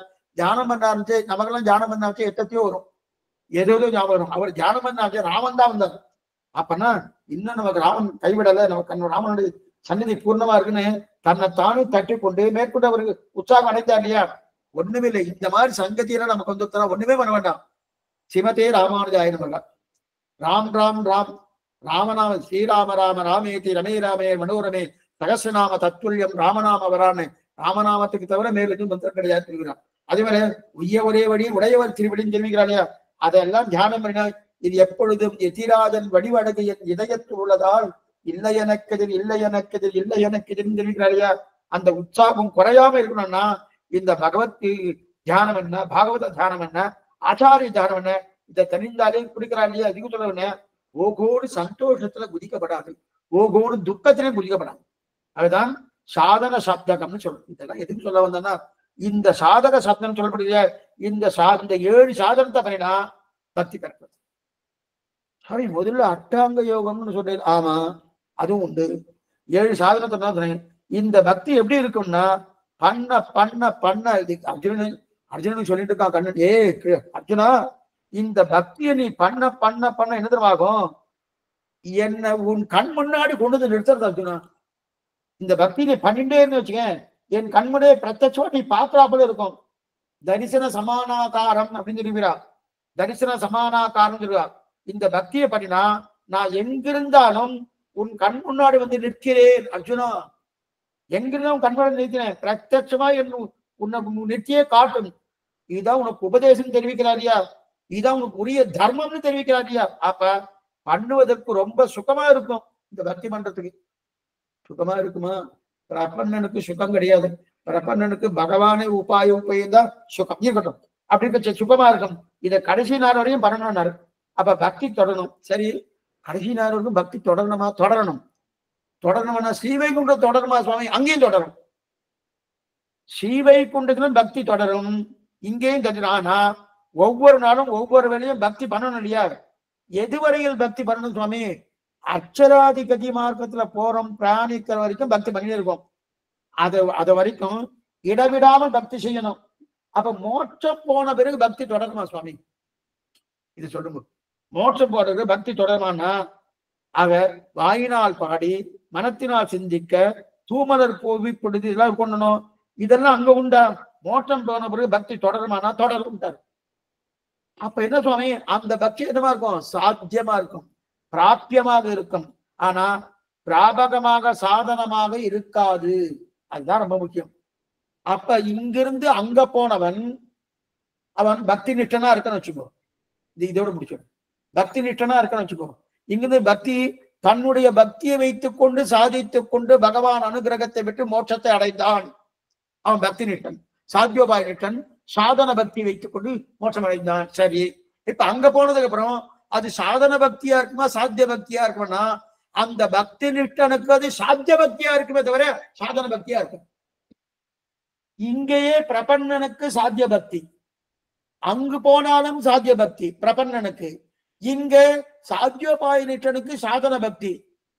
ஆனா அந்த சாத்தியோபாய நிஷ்டனே கொஞ்சம் மாறி மாறி மாறி மாறி சாத்திய பக்தி ஆவதற்குண்டான வாய்ப்புகள் இங்க இருக்கிறவனுக்கு இருக்கு. ஆனா ஒருவேளை சாதன பக்தியிலேயே கடைசி வரைக்கும் இருந்தான்னா அவன் ஸ்ரீவைகுண்டம் போன பிறகு முதல்ல அவனுக்கு ஸ்ரீவைகுண்டம் உண்டா? நிச்சயம் உண்டு. ஏன்னா பக்தியோ அல்லது பிரபக்தியாலேயோ என்னை வந்து அடைகிறான்னு எப்ப கண்ணன் சொல்லியிருக்கானோ ரெண்டுமே உண்டு. அப்படி இருக்கச்சே அங்க போன பிறகு பக்தி என்னவாகும்னா அந்த பக்தி சாதன பக்தியா இருக்காது, அங்க எல்லாமே சாத்தியம்தான். அப்பனா பிராப்தியம் புருஷார்த்தமா இருக்குமே தவிர பிராபகமாக இருக்காது, அதுவே புருஷார்த்தமாக. இப்ப ஒரு வாசி பார்ப்ப ஒரு வித்தியாசம். என்ன வித்தியாசம்? என்ன வித்தியாசம்னா பக்தனுக்கும் பிரபன்னனுக்கும் வேறுபாடு என்ன? ஆச்சரியமான விஷயம். பக்தனுக்கும் பிரபன்னனுக்கும் இருக்கக்கூடிய வேறுபாடுன்னு இது வேணும் சுவாமி. ஏன்னா பக்தி பண்ணா என்ன, பிரபக்தி பண்ணா என்ன, என்ன வேறுபாடுன்னு நாளை தினம் பார்ப்போம், நாளை சாயங்காலம் பார்ப்போம். ஆழ்வார் எம்பெருமானார் திருவிலேசனம், ஆச்சாரியன் திருவிலேசனம், பாகவதால் திருவடிகளே சரணம். நாளை கார்த்தா காட்சம் உண்டு ஸ்ரீமத் பாகவதம். அதே போல இப்ப ஏதாவது சந்தேகம் இருந்தா அவசியம் கேட்கும்படி பிரார்த்திக்கிறேன்.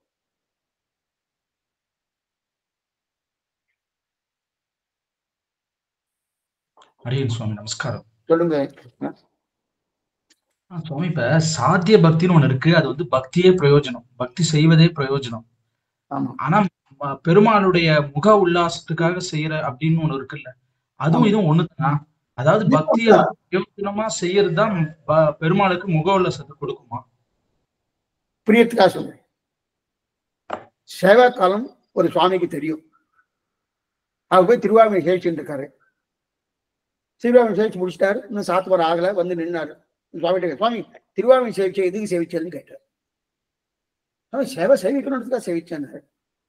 அதுதான் சுவாமி, திருவாரூரை சேவிச்சா என்ன பலன் கிடைக்கும்னு நினைச்சிட்டு சேவிச்சேன் அப்படின்னு கேட்டார். பலனா? சேவிப்பதே பலன், சேவிப்பதினால் மற்றொரு பலன் கிடையாது. இதுதான் சாத்தியம். புரியுறதா? அது புரியுது சுவாமி. பட் முக உல்லாசம்ன்றது நம்ம பலவனா இருந்துச்சுன்னா பகவானுக்கு ஆனந்தம் கிடைக்கிறது. நான் இதை சேவிச்சு இன்னொன்னு கேட்டேன்னா வியாபாரம் ஆயிடுறது. எனக்கே தன்னை தந்த கற்பகம், பகவான் கற்பக விருட்சம், எது வேணாலும் கொடுக்குறான், அவனே கொடுக்கறதுக்கு தயாரா இருக்கான். அப்படி இருக்கச்சே அவன்கிட்ட போயிட்டு நான் இதை பண்ணினேன், நீ இதை கொடுக்குறியான்னா, நீ என் சொத்தாச்சே, நான் உன்னை ரட்சிக்க வேண்டியது என் பொறுப்பாச்சே, நீ என்ன தகப்பனார்கிட்ட பார்த்துட்டு, தகப்பனாருக்கு அவர் தானே ஸ்கூல் பள்ளிக்கூடத்துக்கு என்னென்ன பாடங்கள் என்னென்ன புஸ்தகம் எல்லாம் வாங்கி கொடுக்கணும், யூனிஃபார்ம் வாங்கி கொடுக்கணும், எனக்கு அன்னம் கொடுக்கணும், எல்லாமே அவர் தான் பண்ணணும். ஒரு பிள்ளையாடா என்ன பண்ணா, காத்தால எழுதான். தகப்பனார் அவர் எழுதி நித்தானுஷ்டானம் முடிச்சுட்டு 7:30 மணிக்கு வந்தார். அந்த பிள்ளை போய் அவங்க வீட்டு சேவிச்சான். சேவிச்சுட்டு, தகப்பனாரே நீதான் எனக்கு தகப்பனார், நீதான் நான் ரட்சிக்கணும், நானு நீ சொல்றதெல்லாம் பண்ணிட்டு இருக்கேன், என்னென்ன வேணும் உனக்கு, என்னென்ன உதவி வேணும் பண்ணிட்டு இருக்கேன், இதெல்லாம் பண்றேன் அதெல்லாம் பண்றேன், உனக்கு நிறைய உதவி பண்றேன், அதெல்லாம் பண்ணிட்டு இருக்கிறபடியால நீ என்னை ரட்சிக்கிறேயா கேட்டா என்ன அர்த்தம்? ஒண்ணு கொடுத்து ஒண்ணு வாங்குற. கரெக்ட். தகப்பனார்ட்ட பதில் அது மாதிரி கேட்கலாமா? இல்ல. சரி, அவர் இந்த ஜென்மால தகப்பனார், என்னைக்கும் தகப்பனார் யாரு? ஸ்ரீமன் நாராயண். அப்ப நாம பண்ணுவதே பிரயோஜனம். தகப்பனார் தீர்த்தம் கேட்டார், நான் தீர்த்தம் கொண்டு வந்து கொடுத்தேன், நாளைக்கு ஃபீஸ் கட்டுறியோனோ, எனக்கு உனக்கு பிரதட்சணம் பண்ண, எனக்கு மோட்சம் கொடுக்குறியா? எப்படி இருக்கு வியாபாரம்? சொல்றேன். திருலோகாச்சாரியமா எடுத்திருக்காரு சுவாமி. அப்படின்னா செய்யக்கூடாதுன்னு அர்த்தமா? இப்ப ஒண்ணுமே பக்தியே செய்யாம இருக்குவாரு, ஏதோ ஒரு பலனுக்காக செய்யணும். அந்த பக்தி சாதனமாக அல்ல, சாத்தியமாக. இப்ப பக்தி நிஷ்டனும் எல்லா கைங்கரியம் பண்ணுவான், அதே பிரபன்னனும் எல்லா கைங்கரியம் பண்றான். புரியத்துக்காக சொல்றேன். இப்ப ஒரு கோயில்ல ஒரு உபயம் பண்றார், பக்தி நிஷ்டன் ஒரு உபயம் பண்றான், பிரபன்னன் ஒரு உபயம் பண்றான். 4ஆம் உற்சவம் பக்தி நிஷ்டன் ஒரு உபயம் பண்றான். அவன் என்ன உபயம் பண்ணுவான்? 4ஆம் உற்சவத்தை நான் பண்ணிட்டு இருக்கேன், அதனால எனக்கு இந்த புண்ணியம் எல்லாம் கிடைக்க போறது, இந்த எண்ணத்தோடு பண்ணுவான். அதே 5ஆம் உற்சவத்தை ஒரு பிரபன்னன் பண்றான்னு, 5ஆம் உற்சவம் நான் பண்ணிட்டு இருக்கல, நானே பண்ணலையே, அவர் தானே பண்ணிவித்துக் கொண்டார், இந்த எண்ணம் பிரபன்னனுக்கு இருக்கும், அந்த எண்ணம் பக்தி நிஷ்டனுக்கு இருக்கும். எது சரி? ரெண்டாவதுதான். அவ்வளவுதான். அந்த பக்தியே சாதனமாக்கல, சாத்தியம். சுவாமி, அப்ப சாதன பக்தி வந்து பெருமாளுக்கு முகோல்லாசத்தை கொடுக்காதா? முக்கோல்லாசத்தை சாத்திய பக்தியில கொடுக்கறா போல கொடுக்காது. சாத்திய பக்தியில கொடுக்க, அப்புறம் இப்ப புரியத்துக்காக இதே எக்ஸாம்பிள் சொல்றேன். இந்த பிள்ளையான என்ன பண்ணா, தீர்த்தத்தை கொண்டு வந்து தகப்பனாட்டு கொடுத்துட்டு, தகப்பனாரு நான் தீர்த்தம் கொடுத்துருக்கேன், எனக்கு ஃபீஸ் கட்டுறியா, எனக்கு யூனிஃபார்ம் வாங்கி கொடுக்குறியா சொல்லியாச்சுன்னா வாங்கி கொடுக்காம இருக்க வராரு, வாங்கி கொடுப்பார். ஆனா தீர்த்தம் கொண்டு வந்து கொடுத்ததே பிரயோஜனம் என்கிற எண்ணத்தோடு இந்த பிள்ளையான கொண்டு வந்து கொடுத்தானா அவருக்கு ஆனந்தம் அதிகமா இருக்கும். கொண்டு வந்து கொடுத்துருக்கேன், உனக்குதான் பண்ணியிருக்கேன் இல்லையா, நீ எனக்கு பண்ணணுமே அப்படின்னு கொடுத்தாச்சுன்னா அந்த ஆனந்தம், அப்ப பண்ண மாட்டாருன்னா பண்ணுவார். ஆனா அந்த ஆனந்தம் எப்படி இருக்கும்? கம்மியா இருக்கும். நான் நீ என் சொத்தாச்சேடானா உனக்கு பண்றதுக்கு நான் காத்துட்டு இருக்கேன், என் பிள்ளை நீ, என் பிள்ளைக்கு நான் தானே பண்ணியாகணும் என்கிற எண்ணம் தகப்பனாருக்கு பரிபூர்ணமா இருக்கு. அப்படி இருக்கச்சு இதை இவரு நினைக்கிறாரு, ஓ நான் பண்றபடியால பண்றான் போல நினைச்சாச்சுன்னா அவர் தான் நினைச்சு சொத்துன்னு நினைச்சிட்டு இருக்காரு. நாம தான் நினைக்கிறது இல்ல. நாம இப்ப நமக்கு திருமந்திரம் தெரிஞ்சாதான் நம்ம சொத்துன்னு நினைக்கிறோம். என்னைக்கும் சொத்துன்னு நினைக்கிறது அவர் தான். அவர் விட்டுட்டு வரணும், விடவே மாட்டார். அவர்கிட்ட போய் நான் இதை பண்ணினா அதை கொடுக்குறிய, வியாபாரம் பேசலாமா, பேசணும் அது சாதனம். பகவத்கீதால ஸ்ரீகிருஷ்ணர் வந்து இந்த சாதன பக்தியும் சொல்லியிருக்காருல்ல. அப்ப சாதனத்தை தான் பிரதானமா சொல்லியிருக்காரு. நான் சொல்லிடுறேன். ஏன் சாதனத்தை தான் பிரதானம் சொன்னார்னா, அர்ஜுனன் சத்திரியன், அவனுக்கு சுவாதந்திரத்தை விடுறதுக்கு அவனுக்கு மனசு வராது. பாரதந்திரத்தை வர்றதுக்கு அவனுக்கு மனசு வராது. சத்திரியன் ஆனபடியாலே என்னால முடியும், நான் சாதிப்பேன் அப்படின்னா பிரபன்னன்னு சொல்லியாச்சுன்னா அவன் எடுத்துப்பானா, எடுத்துக்க மாட்டான். யாராருக்கு என்னென்ன வேணுமோ அதை கொடுக்குறார். அப்போது ஒரு சிந்தை செய்து அதை கொடுக்கறது தான் கண்ணன் இருக்காரு தவிர, ஓ எல்லாருக்குமே பிரபக்தியானா இல்ல. எல்லாரும் பிரபன்னனா ஆயிட்டா நல்லதுதான். எத்தனை பேர் சுவாதந்திரத்தை விடுவாங்க?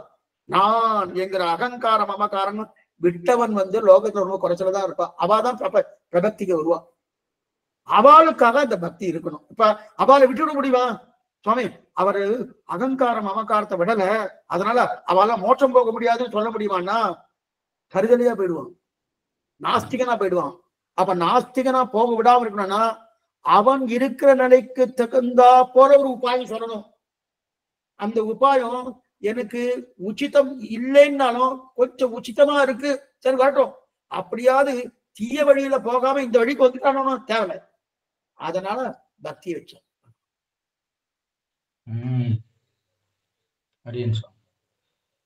சுவாமி, அதே மாதிரி ஆத்மாவுடைய ஸ்வரூபம் வந்து சாத்திய பக்தியா? ஆத்மாவுடைய ஸ்வரூபம் பகவான் சேஷி, நான் சேஷபூதம். அப்படி இருக்க அவன் ஆனந்தத்துக்கான அந்த சாத்தியம் தானே வரும், சாதனம் வராத.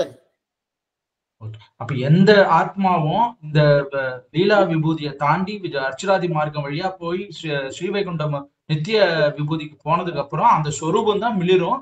அந்த ஸ்வரூபம் வந்து சாத்திய பக்தியா இருக்கு. அங்க எல்லாருமே இங்க பக்தி சாதனமா செஞ்சவா கூட, இங்க சில பேர் சாதனமா இருப்பா, சில பேர் சாத்தியமா இருப்பா. ஆனா அங்க போனவா எல்லாருமே சாத்தியம்தான், அங்க சாதனமே கிடையாது. கிடையாது. ஏன்னா அங்க ஆத்மா வந்து தான் ஸ்வரூபத்துல இருக்கும். ஆமா, தன் ஸ்வரூபத்துக்கு வந்துடுறது. ரெண்டாவது சாதன பூமி இல்ல, சாத்திய பூமி. இங்கதான் சாத்தியம் சாதனம் ரெண்டும் உண்டு. அங்க சாத்தியம் மட்டுமே உண்டே தவிர சாதனம் கிடையாது ஸ்ரீவைகுண்டத்துல. பட் அங்கேயும் டிஃபரன்ஸ். ஒருவேளை நமக்கு வந்து சுவாத்தம் வந்து பரார்த்தம் சொன்னேன். கைங்கரியத்துல வித்தியாசம் இருக்கு. கைங்கரியம்னா ஆனந்தத்துல தாரதமியம் உண்டு, வித்தியாசம் உண்டு. எது போல இந்த குழந்தை நான் இதெல்லாம் பண்ணேன் நீ பண்ணுன்னு சொல்றானோ, இந்த பண்றதே பிரயோஜனம் பண்ணாலும் தகப்பனாவுடைய மனசுல வித்தியாசம் இருக்குமா இருக்காதா? இருக்கும். அந்த வித்தியாசம் பகவானுடைய திருவுள்ளத்துல இருக்கும். அதுல கூட பிரபன்னன் தான் உயர்த்தி, பிரபன்னன் தான் உயர்த்தி. நம் சம்பிரதாயத்தை போல எதுவுமே கிடையாது கிருஷ்ணா, கிடையாது, எதுவுமே கிடையாது. நாம எல்லாம் நித்தியமே பகவான தியானம் பண்ணி இருக்கணும். ஆச்சாரிய தியானம் பண்ண என்ன, எங்கேயோ கொண்டு போய் சேர்க்காம இதுல கொண்டு சேர்த்திருக்கியே, இதை விட வேற என்ன உங்களுக்கு? என்னென்று செய்தேனோ என்னெஞ்சில் திகழ்வதுவே. எங்கெங்கயோ யாராரோ எப்படியோ எப்படி எப்படியோ அலைஞ்சுட்டு இருக்கா. அதை விட்டுட்டு என்னை கொண்டு வந்து இந்த சம்பிரதாயத்தை கொண்டு வந்து சேர்த்து அந்த நியாயத்தோடு பண்ணிருக்கே, இது ஒன்றே பொருள், நீ பண்ண பெரிய மகோபகாரம், இதை விட வேற உபகாரமே தேவையில்லை சொல்லணும்.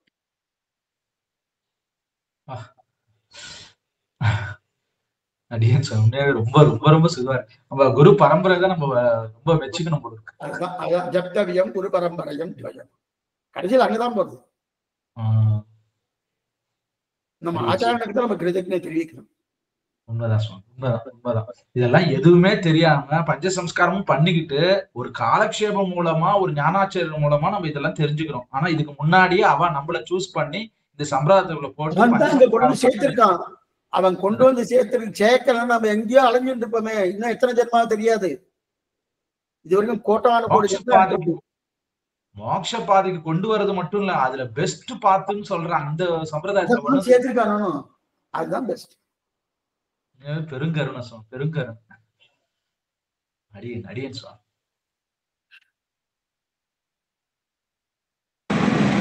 அடியேன் ராமானுஜதாசன் சுவாமி, கிருப சுவாமி, கிருப.